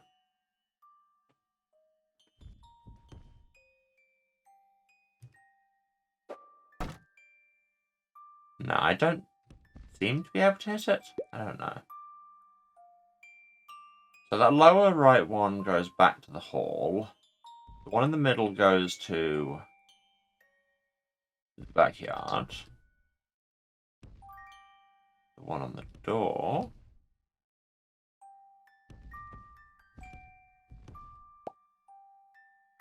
takes us to this side of the dining room. Telegraph machine is upside down. Could be an Australian model. Okay, the messages. There's a new telegram. Ammon, do not abandon house. Stop. Stay on the property ladder. Stop. This direct order from your papa. Stop. AKA the main Molros.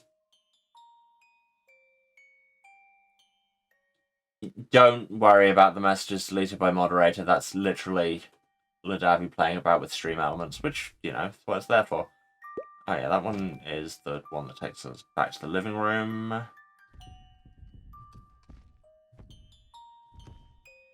Can't get close enough to look at those books without getting teleported.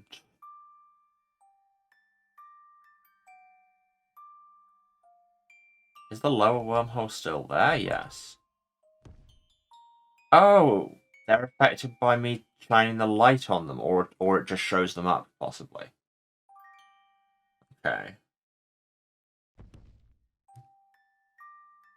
Yeah.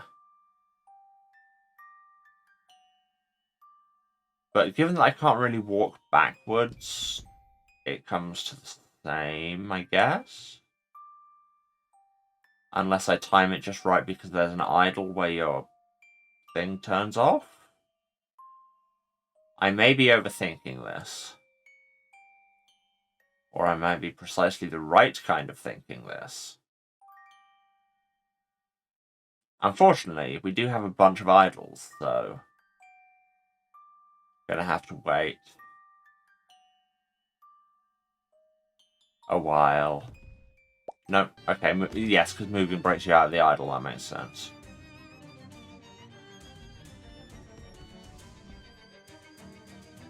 You've been inside and lived to tell the tale. Is it safe in there? What have you surveyed? That house is just Swiss cheese with wormholes. I don't think you're 100% correct on your observation. To my eye, these holes couldn't have been made by a worm. I mean, that's fair. What do you think happened? Yeah, but no, we already had that discussion. I valued the bug on your theodolite lens. What? 20,000, mate. I hope you don't think I'm giving you 10% of that. That wasn't the deal. Yeah, I'll see you later. So, the one in the well sent to where again? Yes, the back of the bathroom, I guess. Where we unboarded the window, which is probably important. And then that just drops back out into the well. There wasn't another one we could get to, was there? No.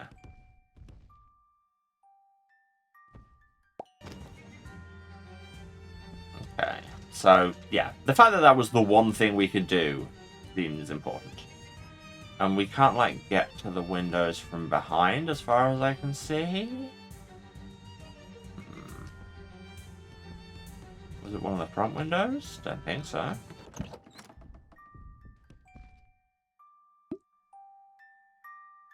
That break the light option is interesting.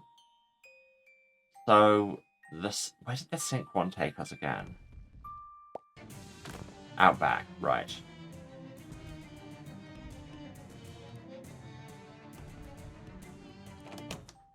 God, I love teleport mazes. It was just like 2 episodes ago that we were teleport mazing the first time, and now we're doing it again. Is this just a timing puzzle, or would I have to have done something I haven't done yet?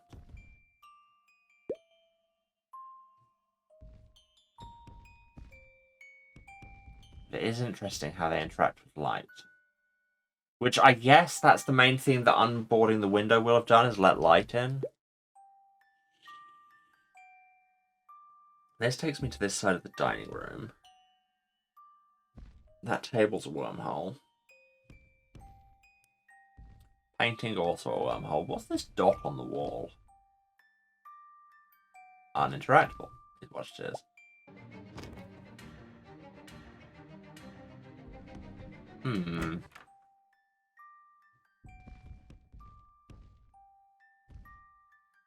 Well, you're not supposed to cry over spilled milk. Spilled chowder is another thing entirely. Yeah, whole different words.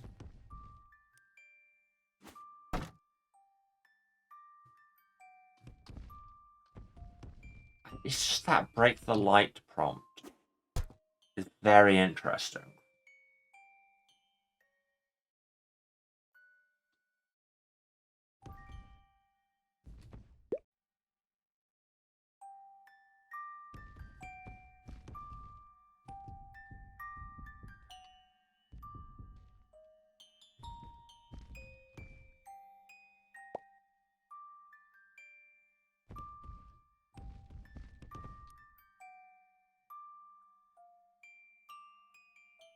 Because that's the thing is, does the light just show you the wormholes, or does it actually affect them directly? And yes, we're going to go past that way. That bit where we fall through the bathroom. I wonder if there's something we could do there. Do I have any air control? No. But if I managed to break the bathroom light, would that affect it? How would I do so? Great question.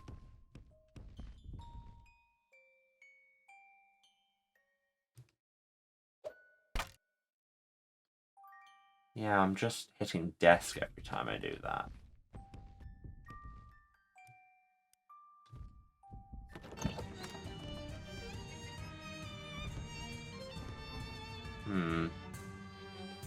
I'd probably wants to repossess the hay in this stack. If they had their way, banks would probably take a bail out of everyone's stacks. It's true. Anything more to say with the surveyor? Nothing else? Can't do anything more with this haystack. What do we do with the backyard? We can't even interact with the pig anymore.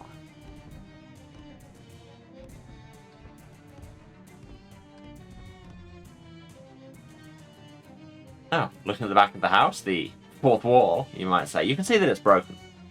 Hey, you can see signs of where a big gash has been covered over with new siding. And the fence is nice and clean for the pig to enjoy.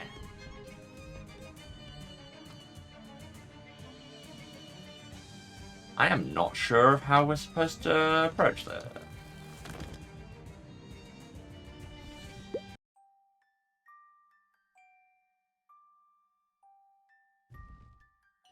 Must be the remaining interior damage from the meteor strike. Yikes. Oh yeah, I assumed as much.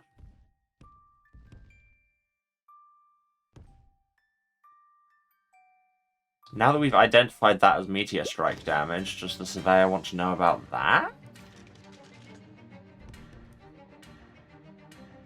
Just cheese with wormholes. No. Alright.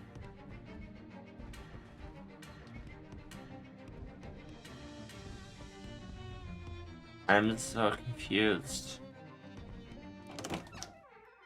I don't envy you. Possibly the other way around. And, like, does it matter the timing with which we enter wormholes? I don't think so.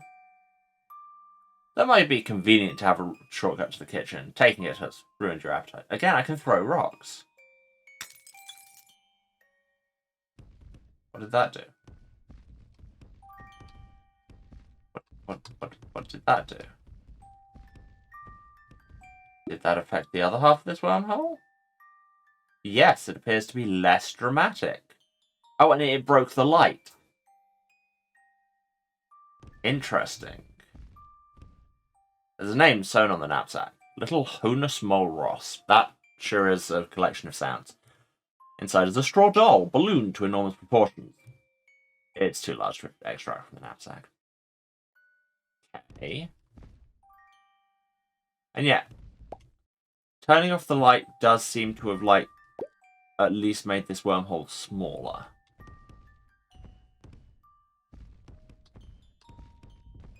And we no longer have the break the light option. But now we can get past. Despite the disarray, this really is a magnificent foyer. Designed, if you're not mistaken, in the style of architect David S. Foyer. A used sheet of memo paper is tucked under the telescope. Telephone is what that word said. It's not a... Someone's written the name and telephone number of the local dog pound. Someone else has crossed that last part out and put dad pound. Can we use the telephone? Let's phone the dad pound. That is probably not a real place. Yeah, it is. The receiver falls apart in your hand, and with it your hopes of speaking to a dad pound. This probably isn't good for the value of the house. But we got a fuse, so hey. Where'd you go, Molros family? And I'm wondering, where did you go?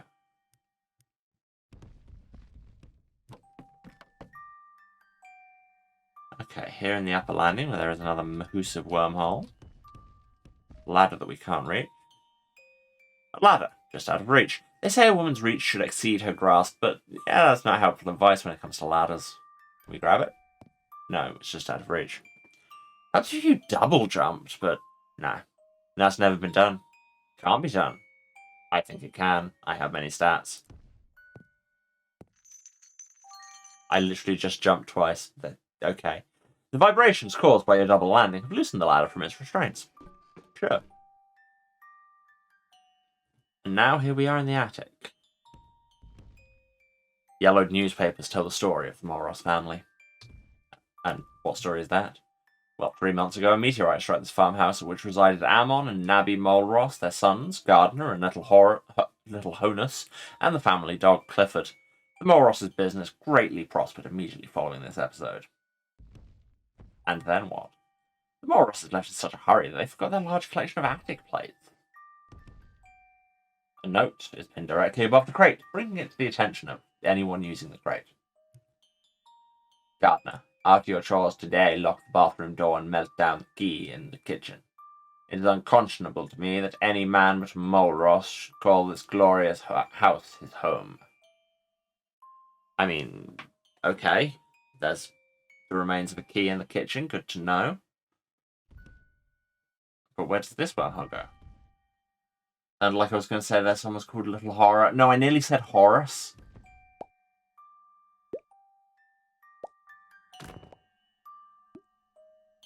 Okay, that drops me through a few rooms into the master bedroom. The music box plays a plaintive tune. Not anymore. All the desk drawers disappeared along with the Malrosses. All the drawers but one. You find some spare meat and what appears to be an unfinished letter to a men's magazine. Dear editors, I write to inquire what advice you possess on maintaining a healthy marriage when the dog is too big. Our dog is becoming larger by the day, which may require us to relinquish the marital bedroom so that the hound might have a home appropriate to his size. My wife considers this suggestion very strange, and it ends there.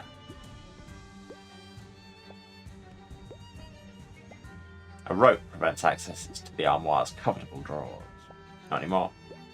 And we got a length of rope that we could have used for the well, but we used shadow rope instead.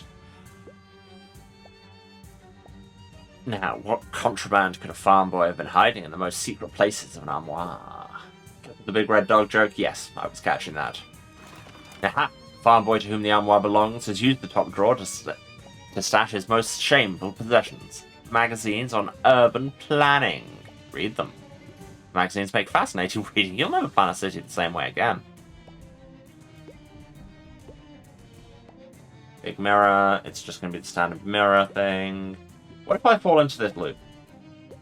Must be the meteorite and the source of all this wormhole trouble. Let's not get too close. You don't have time to get caught in an infinite loop of falling between two wormholes. Okay, but can we grab it? The sheer suction generated by this perpetual wormhole loop would rip your hand off in a second. No, I don't think it would. It wouldn't? Yeah, I'm strong. Well, you were right. Your hand was not literally ripped off, just maimed. Consider it a moral victory, although you still don't have the meteorite. Okay. Throw a rock at it. Now there's two rocks. Close the shutters. Does that have any effect?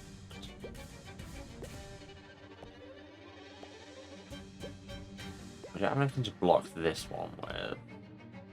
A day stand. Day stand has all the strengths of a nightstand and none of its weaknesses. Is that a Blade joke? Little loose change and a smattering of business cards. Robert F. Cameron, agent, best rates for house. Toby Goose, broker, sell your property today. Herbert Hoop, no fancy real estate agent, just a common sense man. Abandon your house. I mean, that's a sure thing you can do.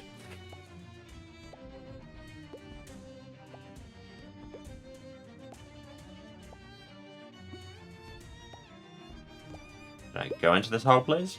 And that takes me back out to the upper landing. Okay. Quite an unusual bed frame arrangement. That's a bed that's fallen over, Jim, but that door's locked. Look for the key in the door? Yes. The key's not in the door, but at least now you know that for certain. The investigation continues. The dragnet is tight. Okay, well, let's go back downstairs. And into the kitchen. No, that's not the kitchen hole. The desk is the kitchen hole.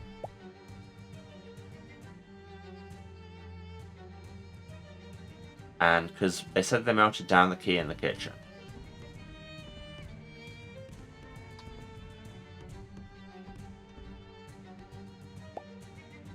Nope, got too close to that hole. Make your own joke. Can I tell you anything else now? You know, it's not really horrible in there, just a little disorganized. But disorganization has born some of the world's greatest horrors. Werewolves, for instance. Werewolves?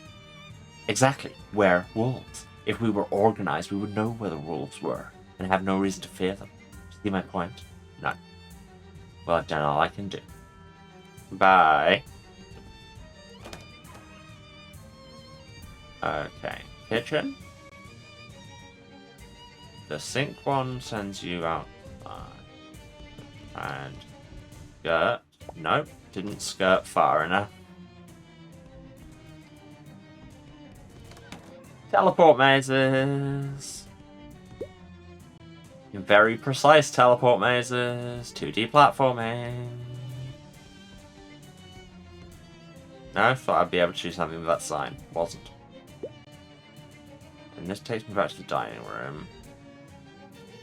Where I probably should have left the light turned off. Oh, let's just go.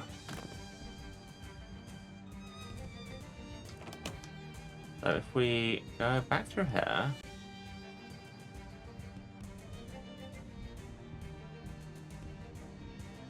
Looks like we should be able to investigate this cabinet, but sure.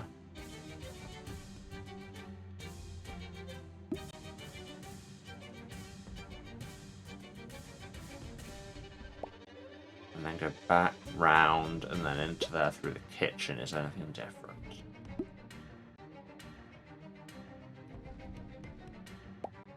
This place seems very obtuse. Just say. No, because again, my flashlight is activated. That drops me through the bathroom.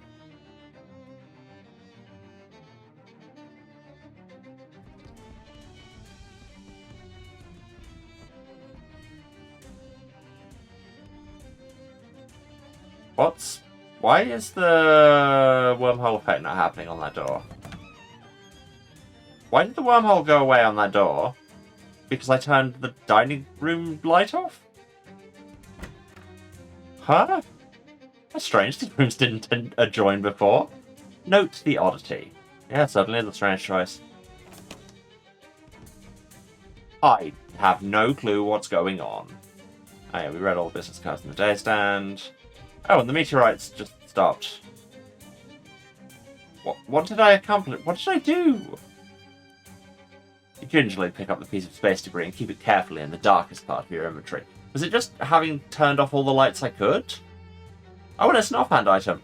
Opens a wormhole above an enemy and under an anvil somewhere, dealing twice mysticality and physical damage. Neat. And now we can get into this tiny hallway.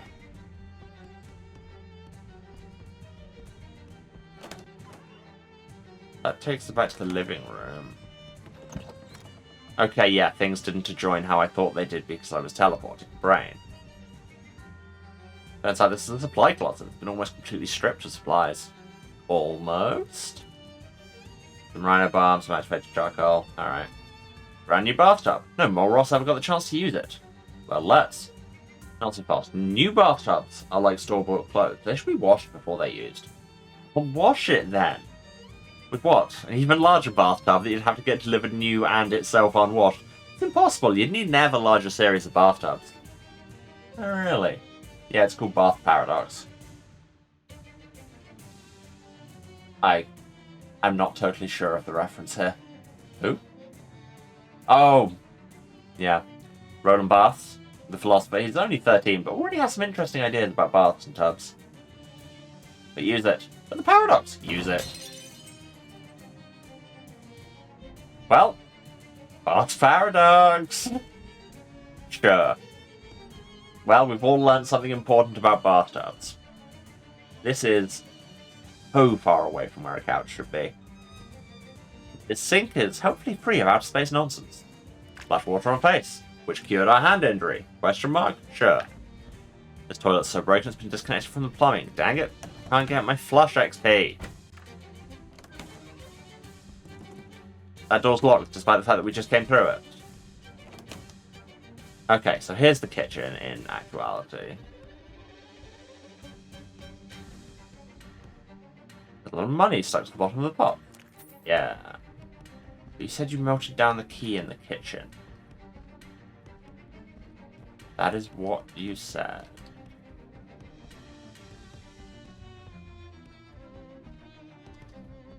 Maybe I don't need it. Anything new in the attic now that we don't have the wormholes going on? Sure ain't. What was that? Yeah. I don't know, that seems weird. I don't understand this puzzle I have apparently solved. Let's be real. Desk has collapsed under the weight of the puddle. The straw doll is still far too large.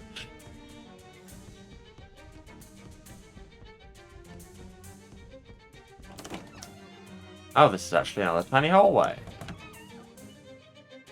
What a strange choice to put this bathroom on the ground floor. Shouldn't it be next to the primary bedroom? Yeah, no, I like it. Bathroom on the ground floor makes sense.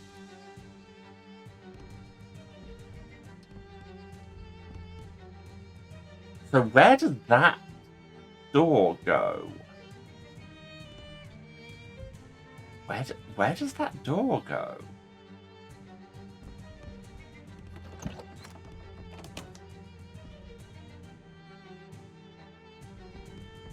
So it should go to another room on this floor, no? Oh no, it goes towards the back. Maybe we can get into it from the garden.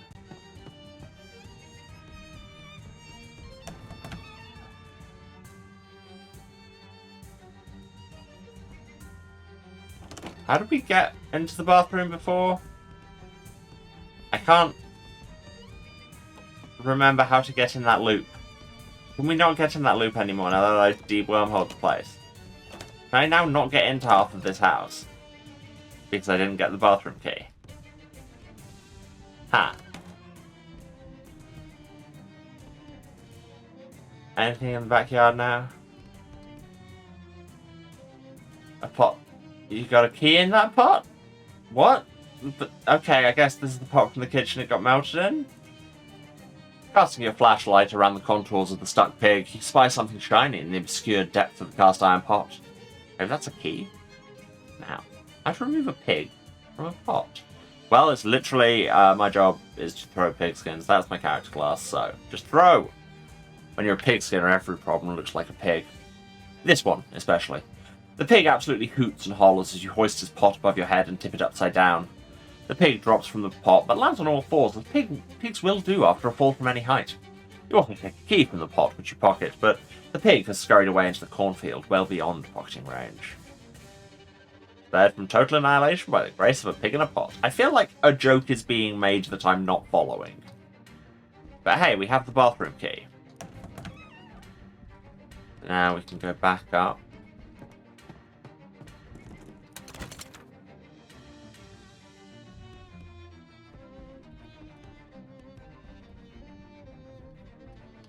Supply closet, and then this is the tiny hallway which joins the living room. Here at corn. Pick Roma, books on soil science. That goes to the primary bedroom, which is the next one on the tiny hallway. You read that. What if we return the music box?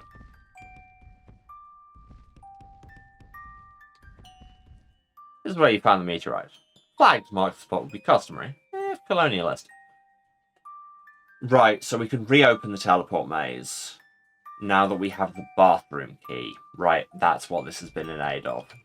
Nah, no more spooky.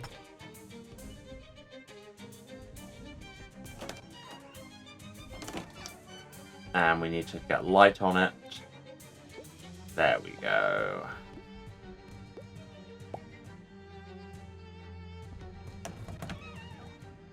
And now there are wormholes here. And that one just dumps us out of the entire house. Good to know. This is still dark, so we can get past this wormhole. Love it when you're solving a puzzle and then you realise that all of what you just worked out was so that you could then do one thing in a puzzle that you didn't realise was there. And this takes us to another bedroom. Interesting. Let's take to the desk. From the desk of Little Honus. If you are the outer spaceman who blessed this family with your meteor present, please know that we did not abandon it lightly. We will forever be grateful for the gift of your abundance, good spaceman. But as our crops have grown, so too has our dog Clifford. He is too large even for the house, and so we have decided as a family to find a new and bigger home. I hope you understand. I also hope you can send a letter for me that I did not have time to take to the post office. I've left it in my pillow. Thank you, spaceman. Best wishes, Little Honus. Okay, so they just left. The eldest child gets the bed with the pillow. Tradition. We got the Mo Ross letter. Addressed to Mary Place of the Place. Can we read it?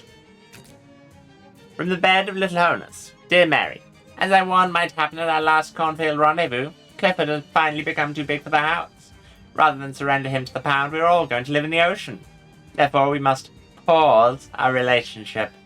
I know it is not the first time you've heard this excuse from suitor, and I hope this does not damage your capacity for trust. I have asked an outer spaceman to deliver you this letter. If it gives you any trouble, I have left weapons in my Marcus Aurelius. Yours, Little Honus. Okay. This bookcase contains 1 copy of Marcus Aurelius, and 39 more copies of Marcus Aurelius. I'm surprised the bookcase hasn't been put into the wormhole next to it. Where would it end up? Well, let's check the books. As Little Honus implied in his letter, one of his copies of Marcus Aurelius is hollowed out and conceals a weapon. It's a huge brick. It appears that all the books are hollowed out and contain huge bricks. Clear out the bricks. Nice. Pile of just smaller than book-sized bricks.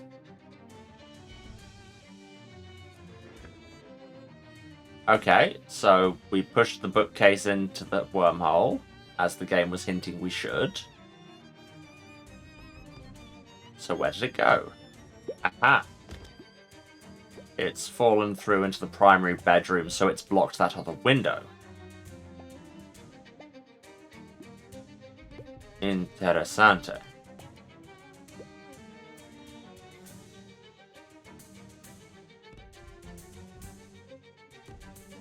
So now we can take the meteorite again.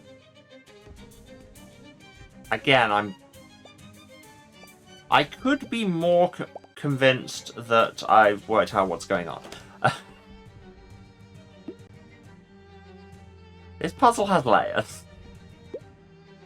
Okay, that takes us into the primary bathroom in such a way that we can stop. This box appears to be labelled an arcane script, possibly Eldritch in origin. Oh wait, no, it's just upside down. If you ever want to see what you look like with the tip of a stalagmite on your chin, this is your chance. Sure. Thankfully, this toilet only has the normal kind of hole toilets usually have. Flush another toilet. Okay, where does this door go then? Oh right, yes, that we just came through there, Emma.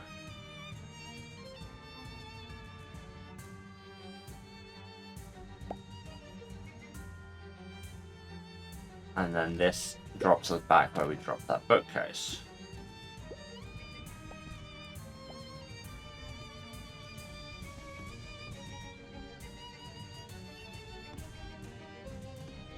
Let's take the meteorite.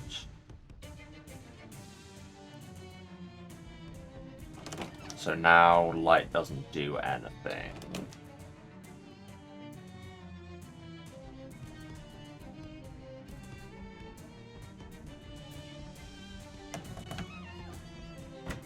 This is so confusing. Thank you for the hydrating stretch. Is it just me finding this incredibly confusing?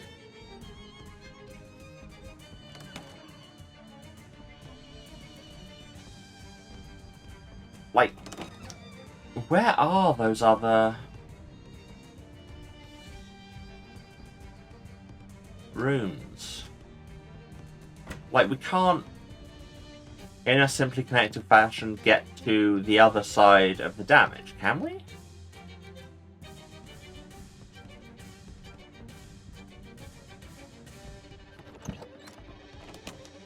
Okay, no, yeah, it's there, right.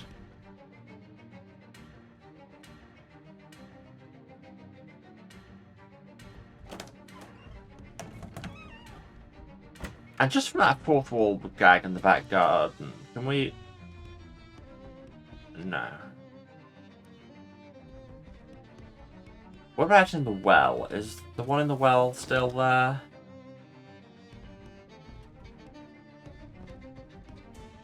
No, but if we reopen it...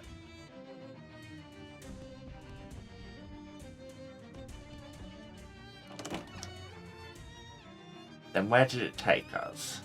Where's the one in the... The well takes us to that side, the left side of the primary bathroom. And then the hole from that just leads back to the well. We need something to cover that hole with. Is, I think, what we're looking for. But I do kind of feel like I'm in the adventure game spot of rub everything on everything and see what happens.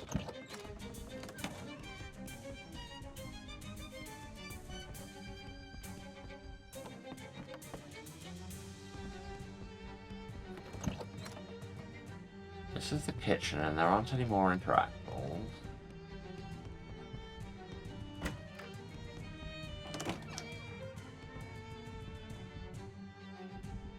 Just a supply closet.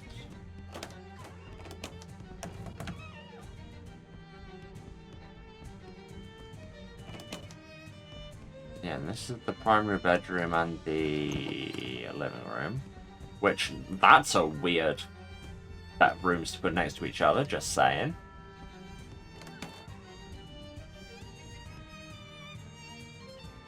Alright, let's go back into Portal World.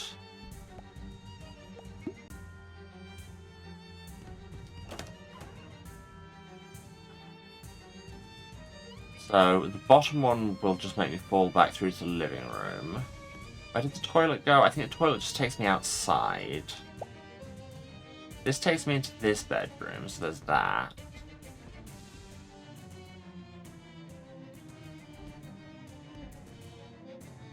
That hole will take us through the primary bathroom into the primary bedroom. This one takes us into the primary bathroom in a way where we can stop. Right. And yeah, that hole in the floor will make us fall through into the bedroom, the primary bedroom.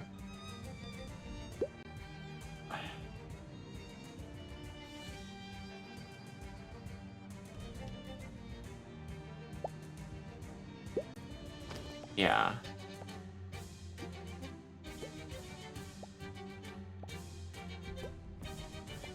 But at least now we can trivially turn the wormholes on and off.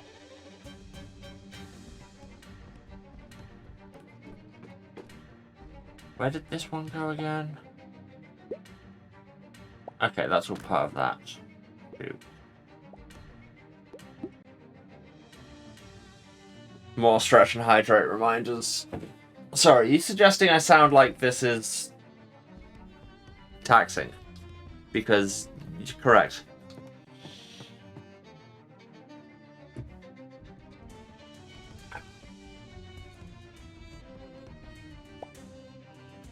In the living room. It feels weird that we can't interact with this cart. Takes us to the dining room. Oh! Do we know how to get to the dining room without portals? Because I'd like to examine that painting.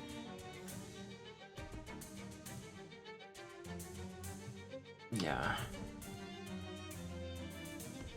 And trying to examine it now gets me dumped out of the house.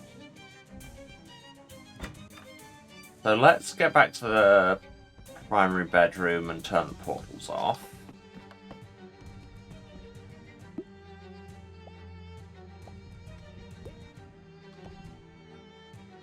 See, my difficulty navigating space gets even harder when said space behaves differently at different points. Just saying. This bathroom, that's an empty supply closet. Can I do anything with that sofa? So far away from where a couch should be. This is the upstairs kitchen, a normal place to have that. Nothing else we can interact with. I was trying to get to the Where was I trying to get? My brain has gone away. Oh no.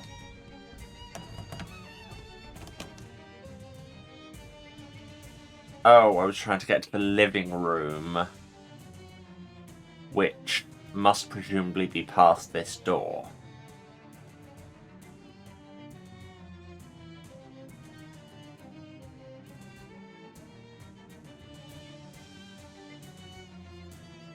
No, I've been in the living room. It's upstairs, for some reason. It's next to the primary bedroom.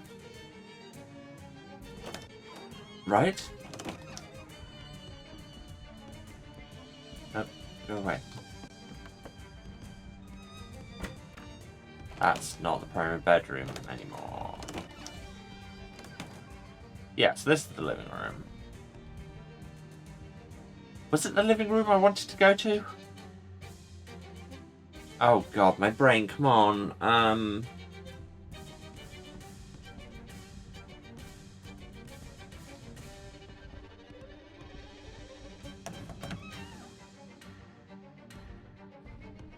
Brain. Where was it I was trying to get? I just said. That's how you know we're getting close to the end of the stream, is that my brain is just completely melting.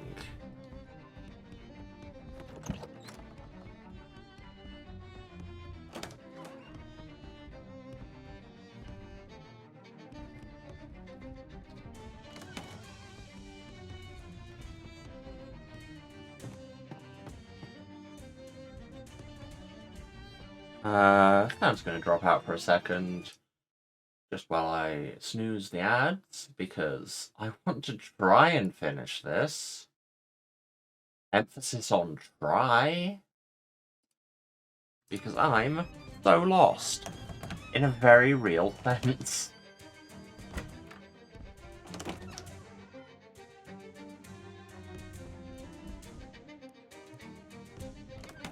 What if I talk to the surveyor now?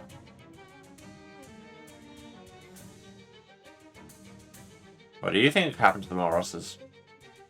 No, I can't comment on what actually happened. Yeah, I found your problem. In seminary, we don't believe in problems, only opportunities, but go on. I feel like I've heard you say problem before. You must have misheard. I'd suggest a survey of your ears. Anyway, the wormholes are gone. I have the meteorite. Joyous news. Now the real work can begin. If you can spare the time, I'll be back in a mere moment with my valuation. Well, I can already tell you that the layout of the house is bad. He chuckles. Really? Do you think so? Let me be the judge of that. I think I know a little something about surveying. Yeah, I'll wait. Sounds of surveying fill the air. And then? My goodness, I was right about this being a horror house, but not in the way I first thought. A kitchen on the upper floor with a dining room downstairs, sandwiched between a bathroom and a bedroom. The living room adjacent to the primary bedroom, and both connected only by a narrow hallway that requires you pass through a bathroom. Man, this aesthetic is of the most extreme sort. The house is rotten at its core. I would have valued it at 2,000 meat, but the telephone is inoperable. So let's knock that down to 1990. That means 199 meat for you, as per our deal. The layout is actually better with the wormholes. If we could just fix that big hole in the bathroom. How so? Well, the living room is off the foyer and not upstairs. You're right. I remember that from my initial inspection. Look, with a sensible layout, that house could easily go for 5,000 meat. I think buyers will put up with nauseating holes in the fabric of reality, but not having to walk through a bathroom to their dining room. Dining room!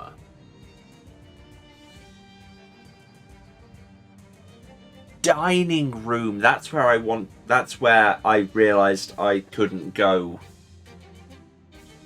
without wormholes, because I wanted to look at the painting. That's it. That house could sell for 5,500. Let's say 5,700. Okay. Good. Of course, I'd need the meteorite to restore the house to order. FYI, I didn't break the telephone. He raises an eyebrow. That's funny. I only said the telephone was inoperable. How would you know it was broken? Those are basically the same thing. Fair enough. Okay, I want to find out if there's a way I can get to the dining room.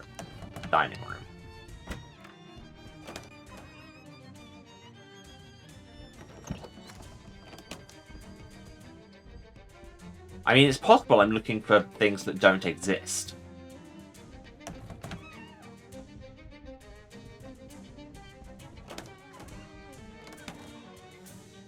Into the living room.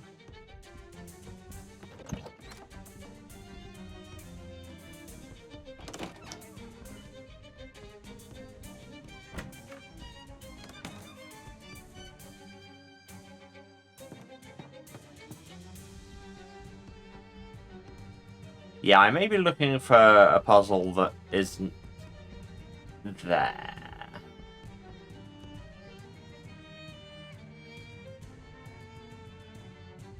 So, hey. But I did already promise this meteorite to Oskaloosa. Although...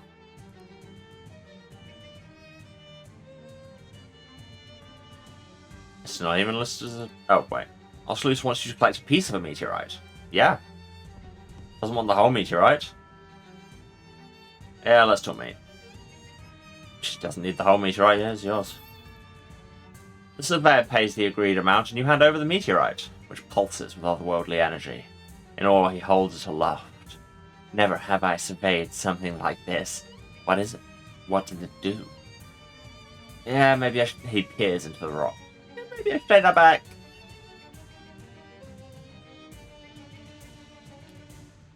Looks like a chunk came off the meteorite. Hopefully the surveyor's still in one piece. Ew, it's wet. And now the portals are gone forever, I guess.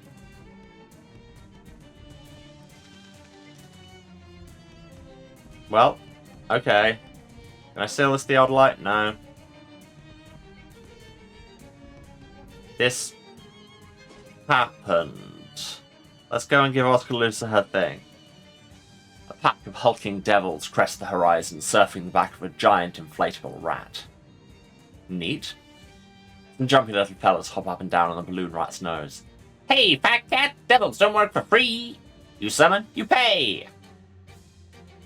I didn't summon you. Who are you calling fat cat? Be your name Hellstrom or Joffrey Gill McDoo? Someone's gotta give these devils their due. Yeah, more like their jukes up. Whoa. Hey, Jimbo, who we fighting? It's Jack Jones, everyone. Okay, Jack Jones can kill this devil. With a 2x4?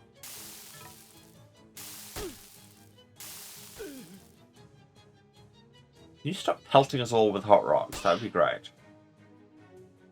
Oh wait, they're fireballs.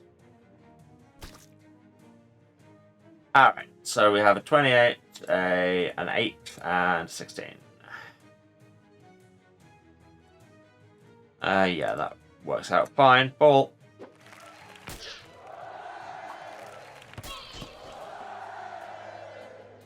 Double ball.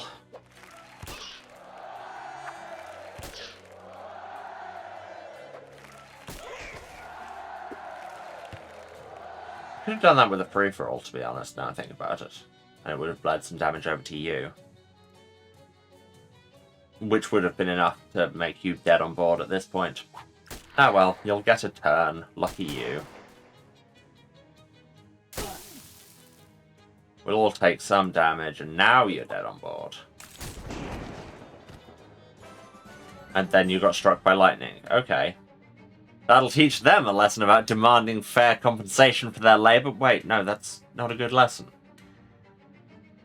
Now we have a deviled egg and a barbecue pitchfork. Difficulty +6 causes 2 on fire.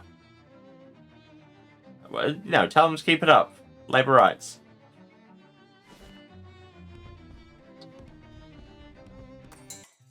Hey, Oskaloosa, I have a thing. I'm no space hog. What was her first like? I'm no space hog. I'm just asking for a little piece. And a little piece is what I've got. Exclusive whistles.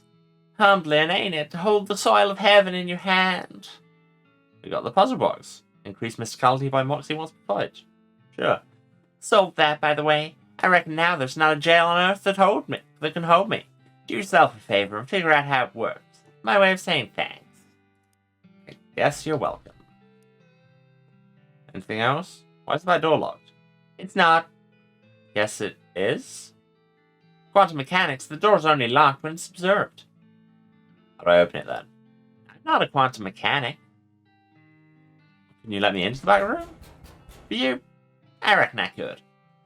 Oskaloosa raps a jaunty little tune on the door and you hear a bar slide back. Neat. You enter the darkened back room, a man standing behind a desk, poring over a messy array of books and maps. Who the devil are you? Hi, I'm Jimber, Bathflower. Okay. The implied second half of the question was, what the hell are you doing in my office? I don't actually know, but the people outside let me in.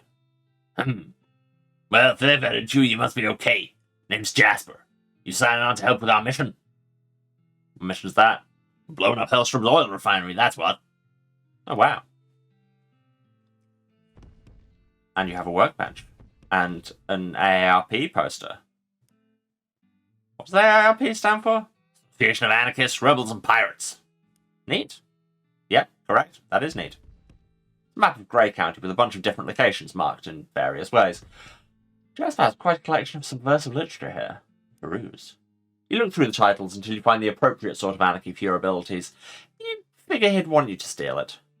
How to cheat at sports. Your next melee attack will do double damage. Okay, that actually sounds very good.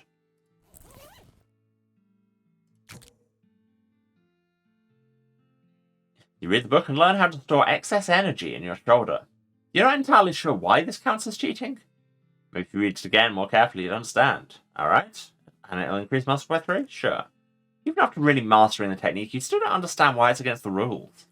It's like steroids. Everybody's doing it, isn't that still fair? You walk around with the book conspicuously stuffed into your waistband until a pickpocket steals it from you. Thanks, pickpocket.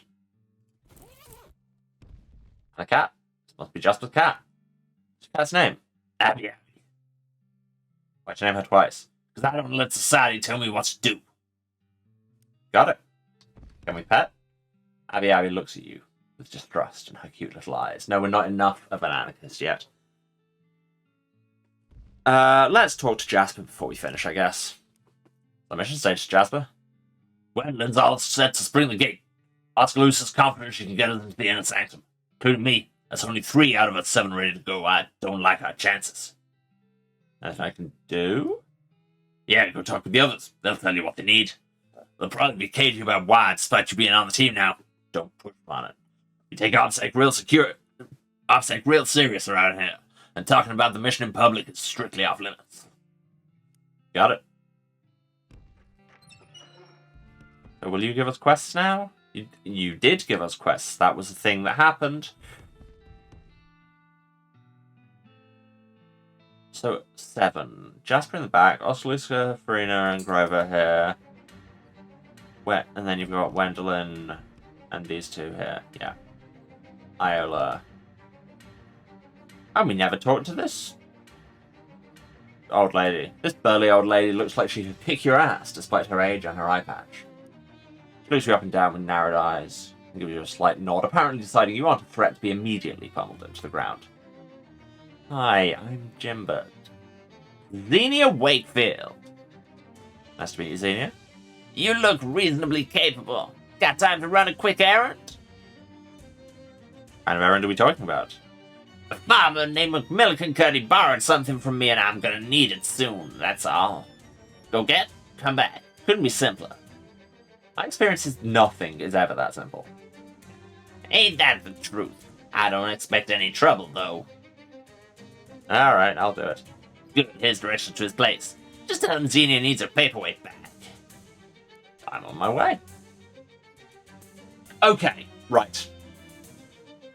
with that collection of yet another side quest and more of an idea of what we're doing, I think it's time to stop. Because, hey, we're already like 10 minutes over. So, just the wrap up as usual. Brain, come on, work with me here. Words. Thanks, everyone, for being here. Thanks if you stayed to the end. Genuinely means a lot. If you've been watching, you know where to find me, but just in case, this is twitch.tv/Saracent. That's SERASENT, the House of Hubris. Streaming every Tuesday, Thursday, and Saturday at 2 p.m. British time. That is 9 a.m. Eastern, 6 Pacific. Other time zones are available, but you can do the maths yourself, or just follow and give us a follow and find out when I'm around. One note to that, this coming Saturday, the 2nd? 1st? How many days are in May? Oh my god, my brain is not working. The 1st. I won't be streaming. I will be off seeing the one person in chat it's likely to be. I'll let you work out who that is. So we will be back on Tuesday, as normal. And like I say, just give us a follow and get kept up to date. If you do miss anything, then... That is a war crime. Good timing.